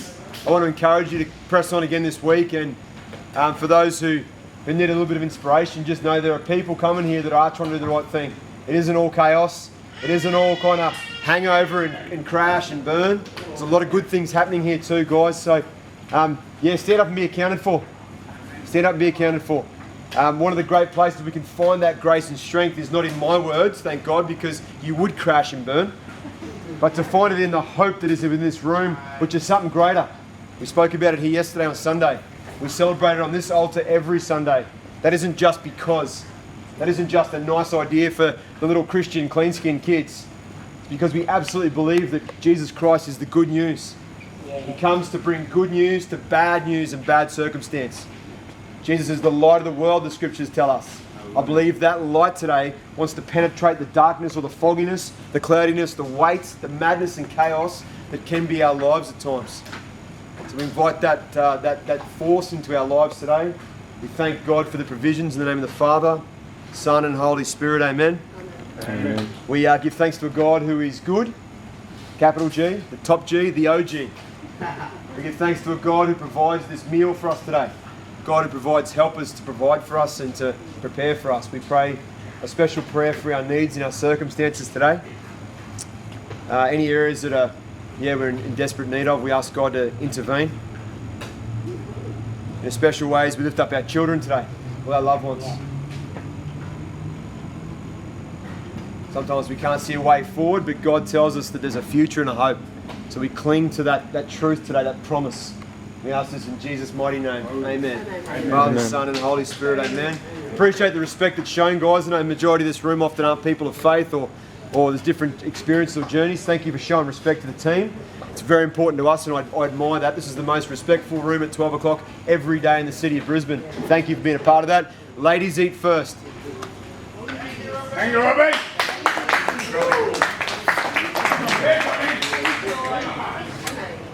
Yeah, bless you, bro. Thanks for documenting the day. Beautiful meal, as you know and as you've seen. Of course. These guys do such a great job here. It's volunteers that make everything kind of happen. We can't always solve all the issues and the needs of homelessness, but there's a human being walking in the front door every day, and we can try and interact with their need as best we can. People know this firsthand, that we'll do our best. It's there's a sort of a smorgasbord of general services, but then sometimes it's more niche. I know there's a few niche needs here today that we're going to try and help with, or at least try and offer a word of encouragement to connect elsewhere beyond our platform. Yeah, brother. But as you can see, a beautiful community of people. It's human beings just chasing a feed, getting a meal. You know the drill. But yeah, capture it as you can and as you need to. If any concerns, just sing out, man. Of course, right. People aren't comfortable, they'll let you know. You probably picked up on that. Yeah. I'll finish this email. Yeah.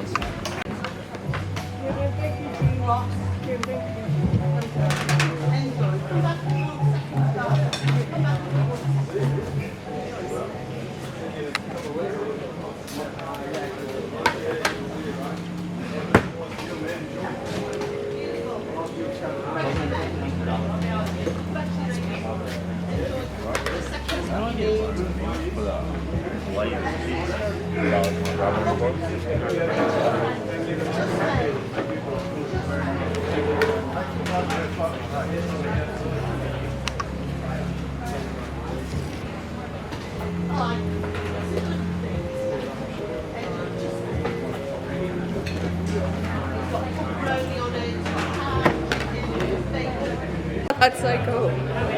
Let's get a smile. It says smile. Here come this way. Let's try and get a laugh out of her.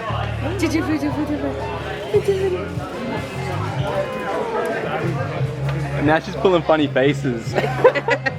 She knows. Camera shy.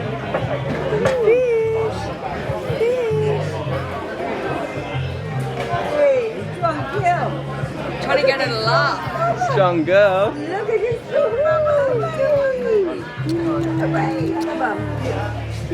It's like she knows what a camera is. Yeah. Oh, sorry, I don't want her to smudge your lens or anything. Hey, Bubba. That's hilarious. She loves it. Yeah. Good dancing, Bubba. Good Just dancing. Good dancing, Bubba. Good dancing, Bubba. Hooray, hooray, hooray. Hey, dancing, Bubba. Dancing, Bubba. Hooray. Oh, la la la. You're very clever. She loves it. I know. Hey, very clever, Bubba. Well, that fits. Yes. Take care. I know. Oh my god. It's very active, so Yeah. lie down. Hey, Bubba. What are you scheming? What are you thinking about doing? Hey, I've seen videos where it's... They do understand more than you think. Like when he was a baby, we taught him baby sign language, and he like knew like milk, more food, you know. What are you doing in there, buddy? What are you doing? Just rolling around. Little jungle gym. It's fish, but you're on top of it.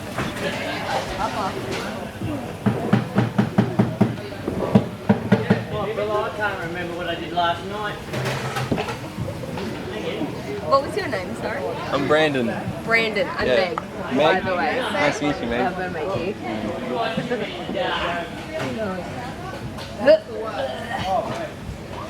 There we go.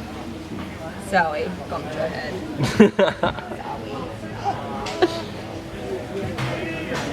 Wow, look at you go. She's strong. Well done.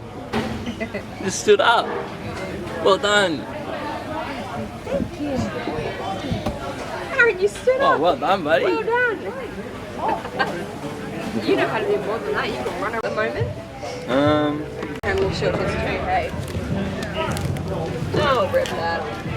Not that. You might get in trouble. Yeah, Ari, what's up? Ari, go pick her up. You want-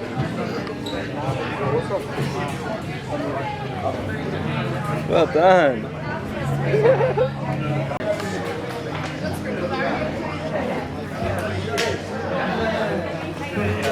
Alright, yeah, Ari, we'll go around and get it. Where are your shoes? Go get it. Go get it. So thank you very much. Right, Zara, I didn't know you were here. Hey! Yeah? There you go. Thank you.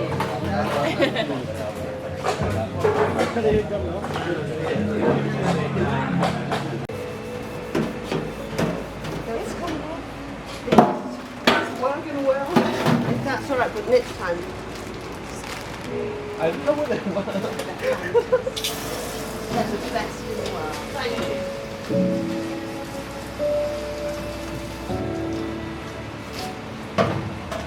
One there for tomorrow.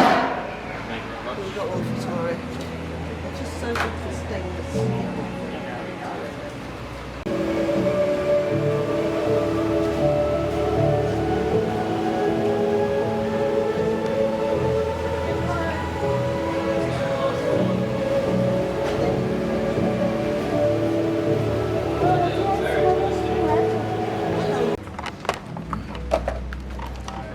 How's your day, brother? Yeah, good, brother. Where are we at? Emmanuel, City Emmanuel. Mission. Yeah. What's your name, my bro? My name is Jacob Usher. Jacob. Pleasure to meet you, my bro. Blackfoot. My Course. tribe. Yeah. You've been coming through Emmanuels for a bit? Yeah, a long time now. Yeah, Since the thanks. chickens were there. Yeah? Mm-hmm. Yeah, the half pipe as well? Hey. Straight hey, up. Come on. Yeah. Come on. OG. Robbie, Glenn, you guys. Yeah. Hey, you provide for us through the power of the Lord, the Almighty Alpha and the Omega. Absolutely. He won. And how much has Emmanuels helped you out, bro? So much. So much, my brother. All day, every day.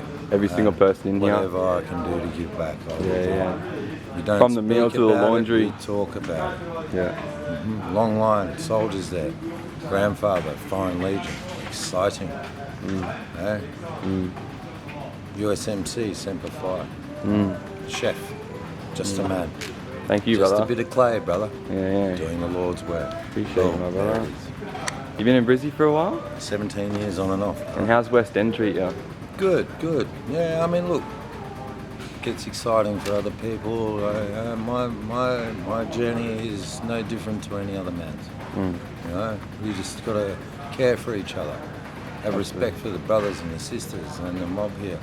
We're here before anyone else. Absolutely, yeah. The mob, first one. My mob, second one. And African nations. And there's other mobs that have not even seen the one. Right. Something that surprises me is like, even all these white folk coming into the streets, mob welcomes them. Aunties and uncles, open arms. Hey, Auntie Flo. white fella, black fella, whatever. It doesn't matter as long as you're true fella. Huh? Yeah, respect given, respect taken. Come on, no fix the dress. Yeah. Let's talk about it. Yeah, we're all part of the family, eh? Yeah, communication is the key. Yeah, my bro. Knowledge is the answer. And how has all the food around here helped you out, bro? Excellent, bro. Yeah. Top quality restaurant, chef quality. Absolutely, eh? Congratulations into the chef. Absolutely. Jill and the kids, eh? Were the kids going today or was it Jill?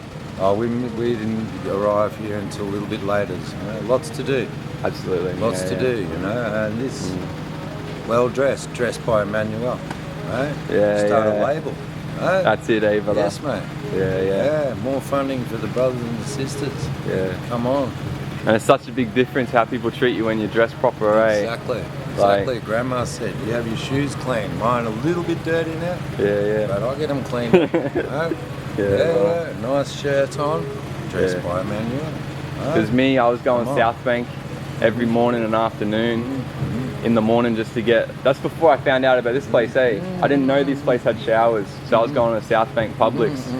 Freezing cold morning, night, bro. Yeah, hey, it's good for the heart. Yeah, bro. Yeah. Cold water plunge. Yeah, that's it. Well, I knew I was fucking immortal during that time, bro. Yeah, the only immortal one is up there, though. Absolutely, yeah. He knows every hair on her head, every thought. Yeah. You think about it, it's a sin. Yeah. Live it, breathe it, all day, every day. It's worth it. And through your time in the streets, have you found a deeper connection with God? Absolutely. Have you always had somewhat of a connection with it? All day, since I was quite young. Since I was 12. Other things happen. Hey, look, there's light and dark. You know? Light and dark. You got to know it. Got to go through the dark to see the light as well. No, I've walked with angels. I walk with demons too. You mentioned the Father's name. They dispel. Darkness cannot stand the light. Yeah, I saw it happen yesterday. Amen. Auntie got her bag stolen and Luke was there and she was crying, completely uncontrollable. I know. And he's like, I was here too. I was too. And she just calms out, eh? Last night, carrying a shank and all. Who steps up? Who's the pathfinder here? random person? Never seen him before? You've seen him before. We won't speak about that. But you know, we all know. Yeah. Robbie, Glenn, you know, so much help. All today. Like lots of help. What'd you eat today? Did you get a meal? Oh, I just had some lovely takeaway. Huh? Yeah. Beautiful. Huh? Compliments to the chefs. It's not an easy job. I mean, how helpful is the laundry, bro? Oh, mate. Laundry, shower, clothes, respect. Have you been to Third Space? No. Fortitude Valley? No, I don't go there. That's tough because they only got like 1 or 2 washes, and there's genuine just fights over it. Here you see people line up. Yeah, exactly. But at some other spots, it's just No. war. And look, there's scammers and scammers, you know, rinsing. No good. No good. Well, one day they have to answer to the Father. And I'll tell you this, it won't be long. No one knows the hour of the day. And if they try and profess that, no good. Absolutely. Only one being knows. God knows. But he's coming. Everyone better be ready, you know, when the man comes around, Johnny Cash. Have you been seeing like a lot more evil going around lately? A lot of people getting sort of the wrong way. Oh yeah. Have you lost any brothers? Many. My children, my first 2 children, I lost. My first one, gone. My second one, gone. Noah. 5 days, watch him die. All the other stuff. Catholic Church, 12. You know what I'm saying? Yeah. And all these brothers support. It's not easy to talk about. Yeah. I'm in the process, but that cannot be put on camera. Of course. You know what I'm saying? Of course, Just edit those bits. My brother, It's all respect. Like, I'm just trying to get some attention towards Emmanuels and the people in here, and how much this has affected you and helped you out. This place has helped me, like 100%. This is my family here. Emmanuel City Mission, my family. Robin Glenn, my family, my brothers. I will stand up all day for my brothers. Absolutely. And And my Lukey, brother? sisters, hey. Come on. Come on. A big fella there, eh? Come on. Yeah, doing big things, eh? Big things, big work. What do you think is what we're on the street that we don't have work to do? I see this is your painting, my brother. See your painting in that? Yeah, man. Yeah, you can come on. My native art. Yep. That's beautiful, bro. Yep. And have you been doing that for a while? Yeah, I used to paint. Oh, look, he's trying to misbehave. Yeah. Keeps coming out. Hence we'll fix him up. It's like you don't give up. Don't give up. Never give up. You don't give up until your heart stops. That's it, brother. As long as you got 2 feet and a heartbeat, I'm grateful to have 2 feet and a heartbeat, brother. I'm grateful to have the use of my limbs. There's a lot of brothers out there, one leg, no leg, one arm, no sight, no ear, and they still believe. That is strength. This country never known real war except for the genocide that happened to the first one. That's an even bigger issue. I can't speak for that, but my mum, when it was all gone wild, same. And when people test your faith, have you always been able to stay true to yourself? Not always. No, it's a journey. You get there, A man realises his stuff at 40, and then when he turns 50, he does something about it. I'm 54 this year, elder. I'm not above anyone else. We're all the same. We're all the same under God's eye. White, yellow, pink with purple, polka dots, whatever. But this gender bender fluid bollocks, come on. It's man and woman. That's demon, bro. It's demonology. It's a spiritual warfare. Control of the masses. Exactly. God's about love, not control. Exactly. He's not about, punishing people beyond the means. But hey, you muck up, you shed the blood of an innocent, or grind the innocents down. Women and children come first, man. I ain't sailing on no ship of fools. Ship rules. Be sure of yourself. Don't crab out. Tie yourself to the mast and land. Richard Ashcroft's good. Lucky man. Have you been doing your painting for a while, brother? Yeah. And is this one of the mediums that gets you, It's like when I calms paint, you down? I find solace and Yeah. You know, he guides the hand, brushes the stroke. Yeah, me, in high school I got into a bit of graffiti. And that was straight up remedial, because just like on walls. Takes you away, right place, right place. Yeah. Sunset dreaming, whatever. You know, wherever your mob's from, it doesn't matter. Yeah. We all bleed red. We all serve under the Lord. Yeah, you know, soldiers, generals, admirals. You know, there's a system to it. And do you do canvases with your paintings? Yeah, man. Yeah, I've got some canvases in there. I'll be bringing you guys one tomorrow. Straight up? Straight up, man. Sick. In the bag. I'd love to see that. Yeah, man. One for Emmanuel, one for the radio station down there. Oh, for real? You know, one for the museum. Yeah, so you've always been connected with the community around here? Yeah, absolutely. You know, my children are grown up now. They're doing the right thing. No drugs or alcohol. They broke that chain. Wow. No horrible abuse like we, you know, we all suffered. Yeah. We break the chain. Through the Father. All glory to the Father, man. Yeah. A little wee bit of clay. Yeah, my bro. Yeah, man. Yeah, that's interesting you said break the chain, because I've broken the chain, Like, nice. You gotta do that, you know, that defines a man. A man is defined by his actions, not his And now I just got words. to be there for my dad. Like, I had a bit of time away from him. So I was dealing with shit. I was in and out of the streets, and I was too embarrassed to go see him. Because every time I see him, he asks me, "How are you?" And if I'm not going good, I don't like fucking lying to him. Lies are And I want to make him proud, bro. I don't want to lies are fucking. the devil's work, man. Yeah, I want to make him proud. I don't want to disappoint him with what's going on. No mother and no father. Yeah. Even look, me and myself, you know, I have to accept that, you know, I was given gifts and things happen. But we've got to be very careful about our stuff. Jeopardise medical. That cannot be mentioned to the media at all.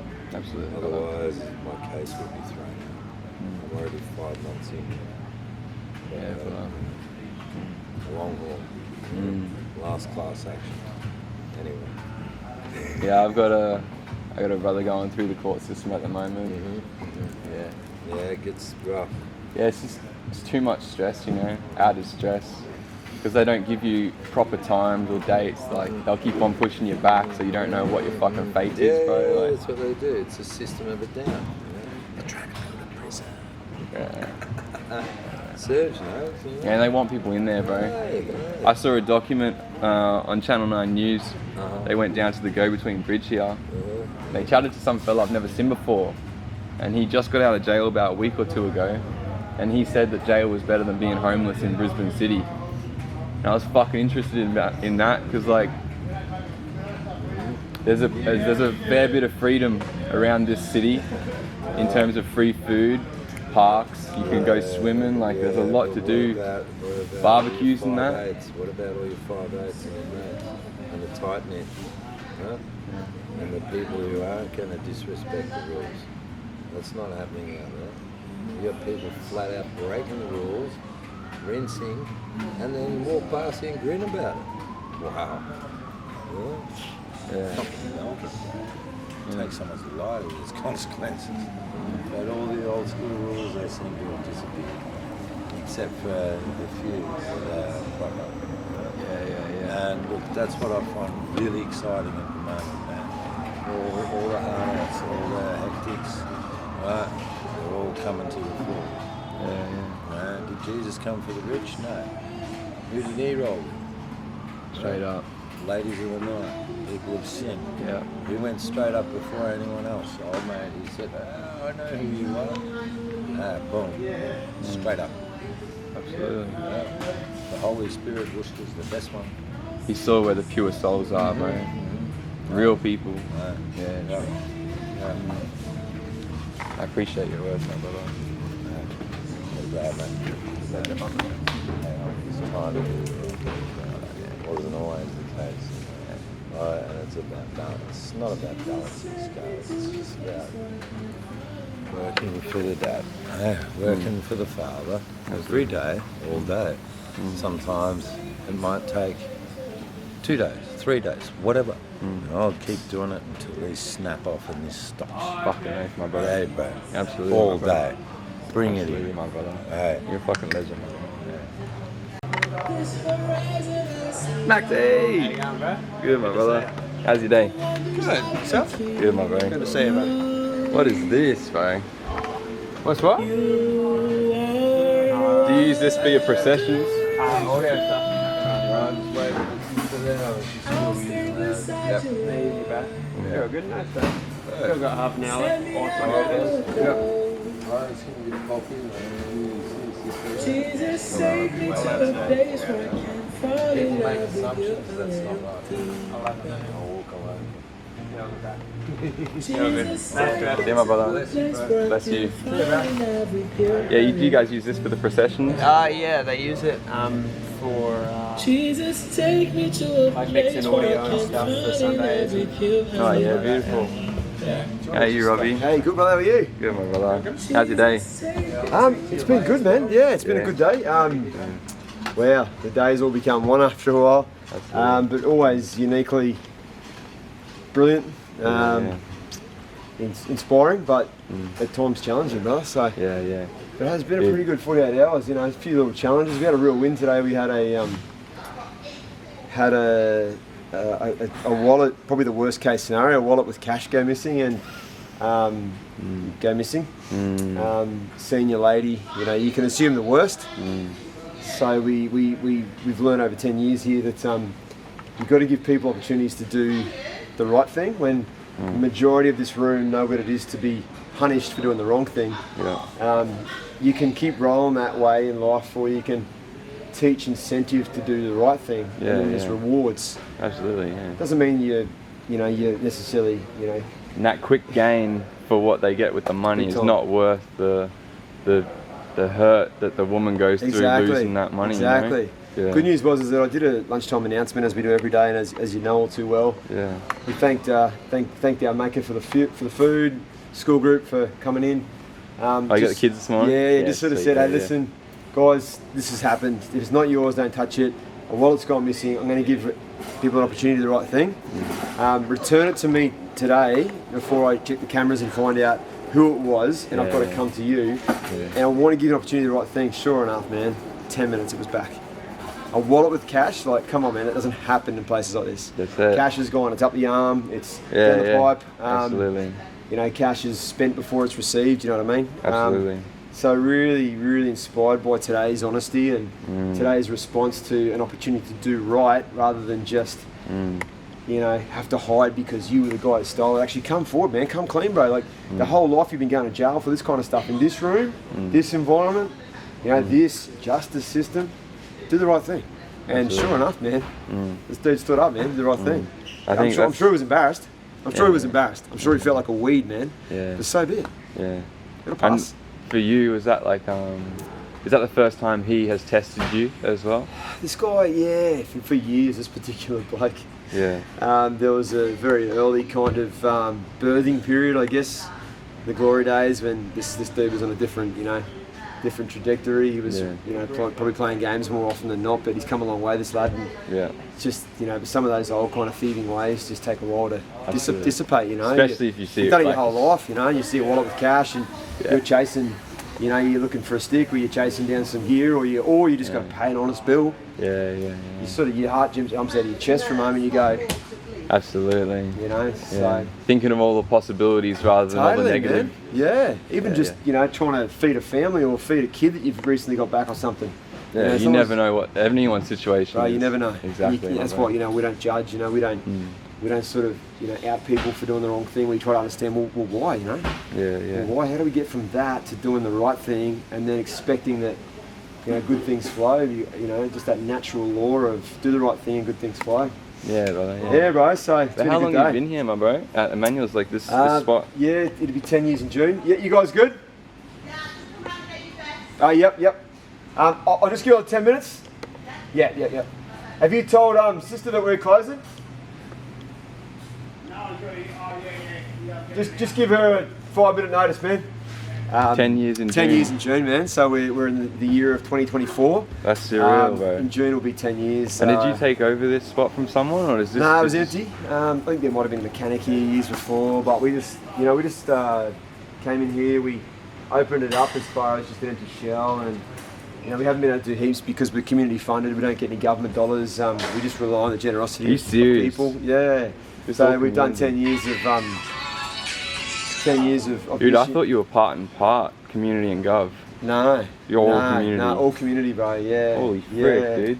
So we've look at I say that humbly. We've worked really hard at that. Yeah, of course, bro. With that in every mind. day. Yeah, with that in mind, we just You're feel here like Sundays as well. Yeah, just feel like we can do things, man. Like you can reach people quickly, and you can be more agile when you know who the giving comes from at the communities level. Absolutely. They trust you because they want their money to make impact. Absolutely. They don't want their money just caught in an office or something, or lost in the air conditioning. They want their money reaching. So when they walk in this room, anonymously, they have a look around and go, oh, I support ECM $1,000 a year. They come and have a look quietly on the down low, have a coffee. Yeah.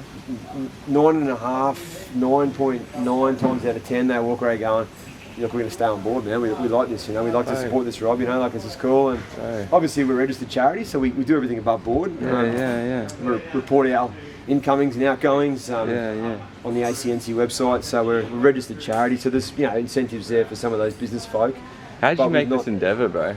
Oh man, for me, this was born out of deep conviction, bro. It was born out of a real heart response at such a deep level. After a reasonably like a middle class troubled youth, I guess. Wasn't I never been.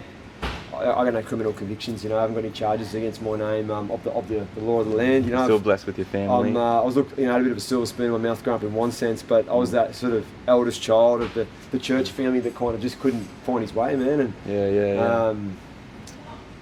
just some challenging years at the level I was at, and post school, man, come out of the back end of that, felt really kind of just vomited out by the world, I bought all the lies around what it is to be like accepted, cool, what it is to roll hard, what it is to be the party boy on the weekends. Just always left me miserable, man. Quite simply, I never felt there was any good fruit came out of that when I got a bit wilder and wiser and met some dudes, man, met some real G's that were, they were the real deal. They were simple folk, but they were people of faith and had a deep conviction for life and deep passion for mission when it came to living out their kind of their faith. It was an action more than just a lot of babble. Yeah. And you see that immediately, eh? I caught that flame, man. I was just like, well, I'm meeting kindness before I'm meeting like the scriptures. You know what I mean? These guys can quote scripture, but what I'm meeting in these people, man, is like good people. Like they're there for me when I was in my own version of low, and climbing out of that hole, I just started to see the world. It was almost like I was living in black and white kind of AM radio, old school TV, static kind of. Holy moly. And then all of a sudden, it comes 5K, bro, and I'm like, I can see clearly. Definition of the colour, depth. And I'm going, far out. Seeing beauty in everything. Everything came alive for me, brother, and I was like, wow, I'm not created to build an empire that's Robbie Curtis. I'm created to be a servant. I'm created to use my influence, my able body, my words, my heart, my actions, my opportunity, the many gifts that I've been given that I can't explain why. I was using it for other people, bro. The more I got into the scriptures, the more I realised that like the church has done one thing, religious folk have done one thing. I'm not opposed to any of those people, they're all trying their best, most of them. But I realised that like to be true to the words of Jesus is pretty hectic, man. Like it'll take you right into the heart of addiction, right into the heart of criminal life, right into the heart of homelessness in our sphere, right into the heart of just violence and broken family and trauma, and 'cause that's where Jesus is. He ain't sitting in the churches on Sunday for 90 minutes just tickling the tummies of God. He can do that devout, like religious kind of coming before the before faith, and that's the quiet, the retreat kind of style. But above that is the mission of the gospel, brother. And I encountered that, and the more I got out amongst that and went, well, where would Jesus be? He'll be where the wounds are. The more I looked for the wounds in my life, I thought I was going to be a missionary of my life, in international missionary, to travel the world. Just going into third world, whether it be Africa, Middle East, I don't know where, bro, wherever the Lord wants to take me. The more I explored that, the more it was local, man. I started meeting people significant to my own backyard who were just hurting, bro. Yeah, yeah. You know, their minds were wrecked, their hearts were wrecked, their circumstances were wrecked, and I'm going, why? I'm understanding, and the harder I went there, the more I felt like I've found what I'm supposed to serve.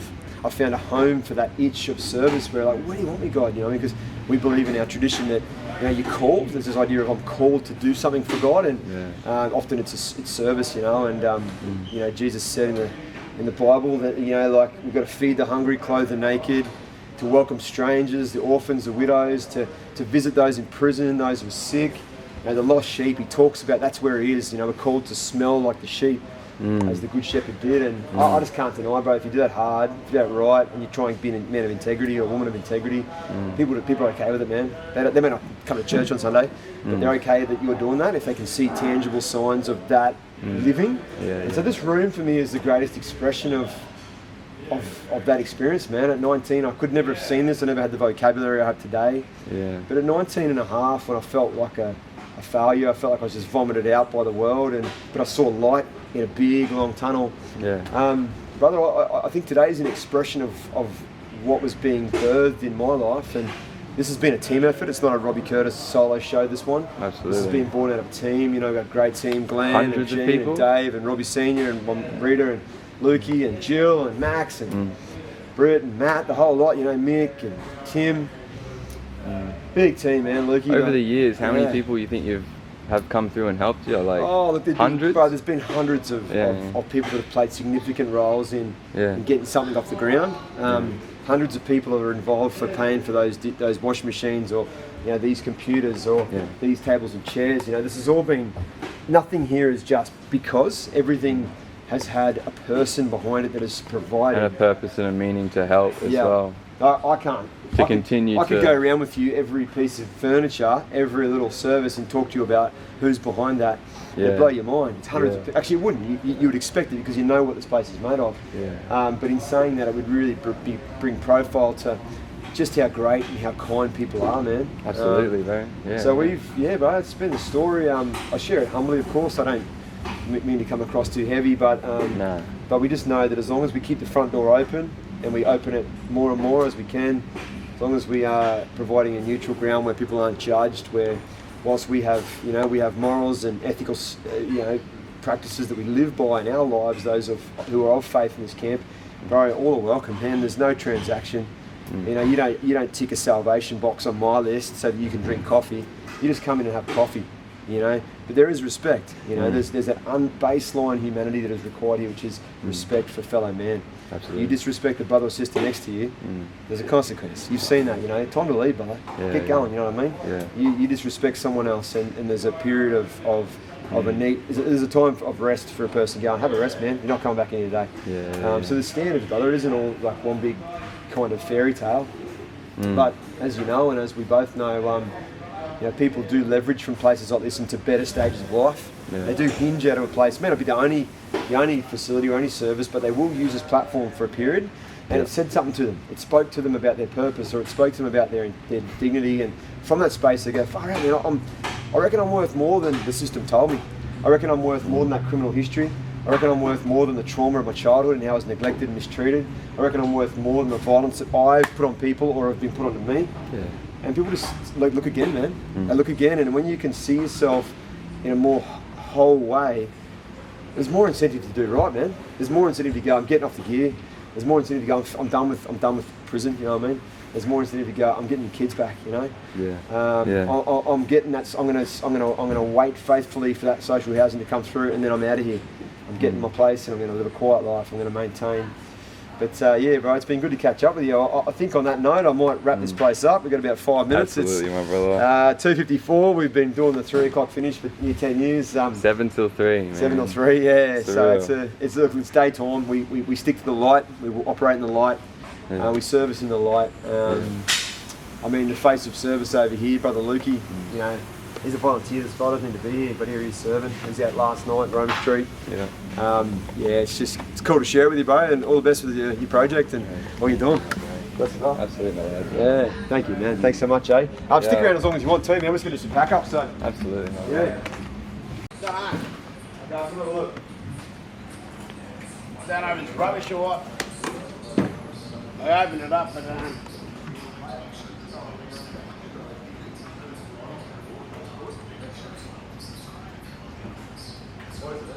oh, this is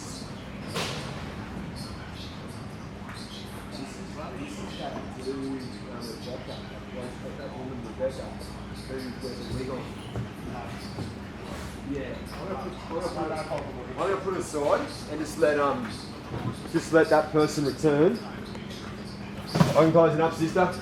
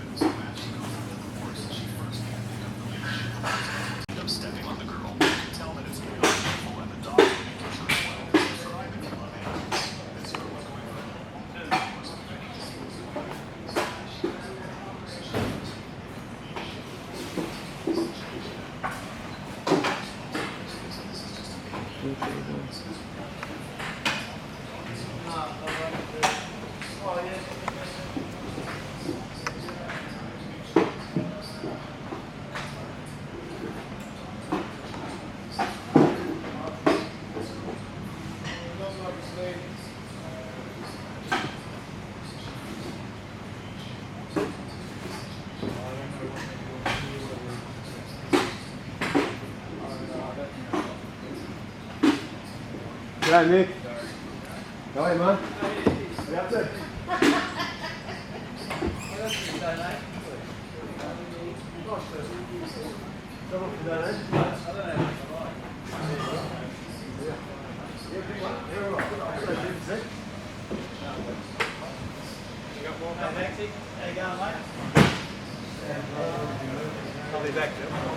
How's it going, my brother? Good, how you going? Got some clothes? Yeah. Excellent, mate.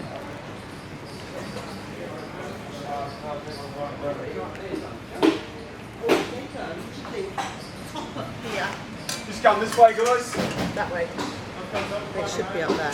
Colin just should go up there. I'll lead you out this way, bro. Come with me, brother. That's how you want to sit in the front room. The front room's all wet, so come here, brother. I'll take you this way. Now, where's sister gone? You still here? She was a second ago, yeah. Alright, what's up, guys? Gonna be testing this out as a mic. Basically, I've been editing all day yesterday, and yesterday I had a terrible migraine, but we got through it. Edited a bunch, did a bunch of the color grade that I'm happy with. Today, back in, watched a little bit of the footage. I'm quite proud with it, so I'm just gonna let it run. It's however it is, gonna let it go. This last bit that I'm introducing you to right here, this is just Robbie. He a few days after I came in and filmed, he did this fucking ultra marathon, which is crazy.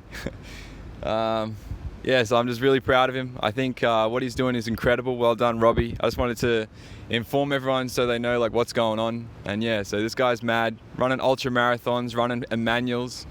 You can't stop the man. So God bless you, brother. I love you. Man, so you just had a run? Yeah, had a run. Where were we at? I was just see you guys. Look, it was just a personal thing. I don't know, man. You sort of just, I suppose you get to 40 and you want to do things.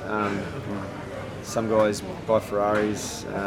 Some guys' lives fall apart. Some guys, I don't know, do things. I just wanted to do a run with it. Physical challenge, Physical challenge, yeah. See how far I go. You know, eating and health became a thing a couple of years ago, and with that in mind, a friend of mine does ultras, and I thought, you cool, man, try it. And absolutely. Had to go, man, and yeah, just on 12 hours did the Hungy. Went from Blackbutt here in southeast Queensland to a place called Kaminya. And it was just it just takes you somewhere, man, like that. Yeah. You know, that place of. Did you run through the night as well? With some areas. We left at 4 a.m. 4 a.m. and finished it just on 4 p.m. Right. So. Yeah, because when I was about 50 or so k's in, it got about 7 o'clock at night. Okay. And I was on service road, so there was no lights. Wow. So I was literally just following the moonlight. Yeah, that's good. Okay. And I could see about a metre in front of me of the white line that separates the roads. Yeah, that's wild, man. So I was literally just following that little white line. From about 4 to 6, I had the headlamp on. It wasn't great, but it was something. And then the beautiful sunrise, and then rain, and It makes you realise how much that fuel, how much food fuels you as well. Oh, because those little breaks, having a little bit, just pounds, just electrolytes and salts and a bit of caffeine, and just I haven't got a lot of experience, so for me, I didn't really have an extensive kind of research or experience to speak out around what to eat when, but I knew what worked for me when I did a marathon. Did you carb load like the night before and all that? Yeah, tried to. I think it was a great run. Just went out too hard too soon. Like same. Sort of did the first 50 in just over 5 hours, and just moving too quick. I was moving at 6 minute pace, and for that 50 and 6:08 or whatever. Because you're doing your like 10k run pace, Yeah. Well, I was even. Because I ended up dropping to 12-minute K's. Oh, yeah, right. I started around 6-7 minutes, and then I dropped to 12. It's like I've done a marathon before, and I did that in 3:42. I was moving for that. It was good. It was good for the pace. That was on a 670 elevation, so it was a homemade backyard marathon. So I was pretty happy with that. Nutrition was good. I didn't cramp up or anything on that one, but I use that as like and then the pilgrimage we do here, the 7-day walk to Cherbourg from City Mission for the mob here. I use that as somewhere between a 42 marathon, and that walk will be what is my only training capabilities for it. So I hadn't done any extensive trainings, but I know that I got my mind and my heart often. If I'm going to do something, I'm going to do it. You know what I mean? Absolutely. But it was awesome. It's not just a pretty face, also. Friend ran with me, and he's experienced, and he was great just to boost morale and give encouragement. Both men of faith, so we prayed a bit along the way and stuff. And times got tough. I was just crying out big, and I got to 8. I got to 60, 70, 80. I thought I got nothing left. Got to 90, nothing left. At 95, foot went down, man. I finished it with I finished it in 5:37, 5:42 k's. I just gave it the berries. So dig deep, eh? Oh, and then got in the car. And how are your hips, your ankles, knees, and all that? Look, I'm wearing I don't normally wear. Yeah, it's up there. Yeah. I don't normally wear slides, but I got really sore on the left foot. The hips, probably just the left side. What it was, I usually get pretty good action, but I think because I was running on a surface that was kind of shaped like such. This foot being my left foot, which I lead with the right. I'm right-handed, right foot. My left was just all day on an angle. And you start counteracting different parts of your body. 65, 70, it's paying off. Blows out. And whilst I'm deep heating it, I'm salting the heck out of it. It's smashing. I'm just doing everything I can. I'm ignoring it. Oh gosh, man, the last 10. Wow. That's sick, man. I learned so much.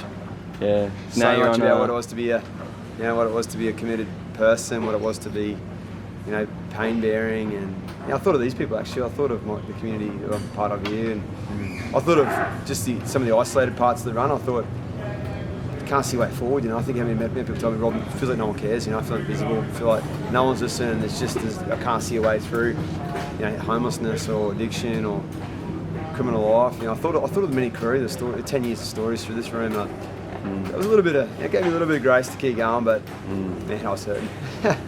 Great experience, brother.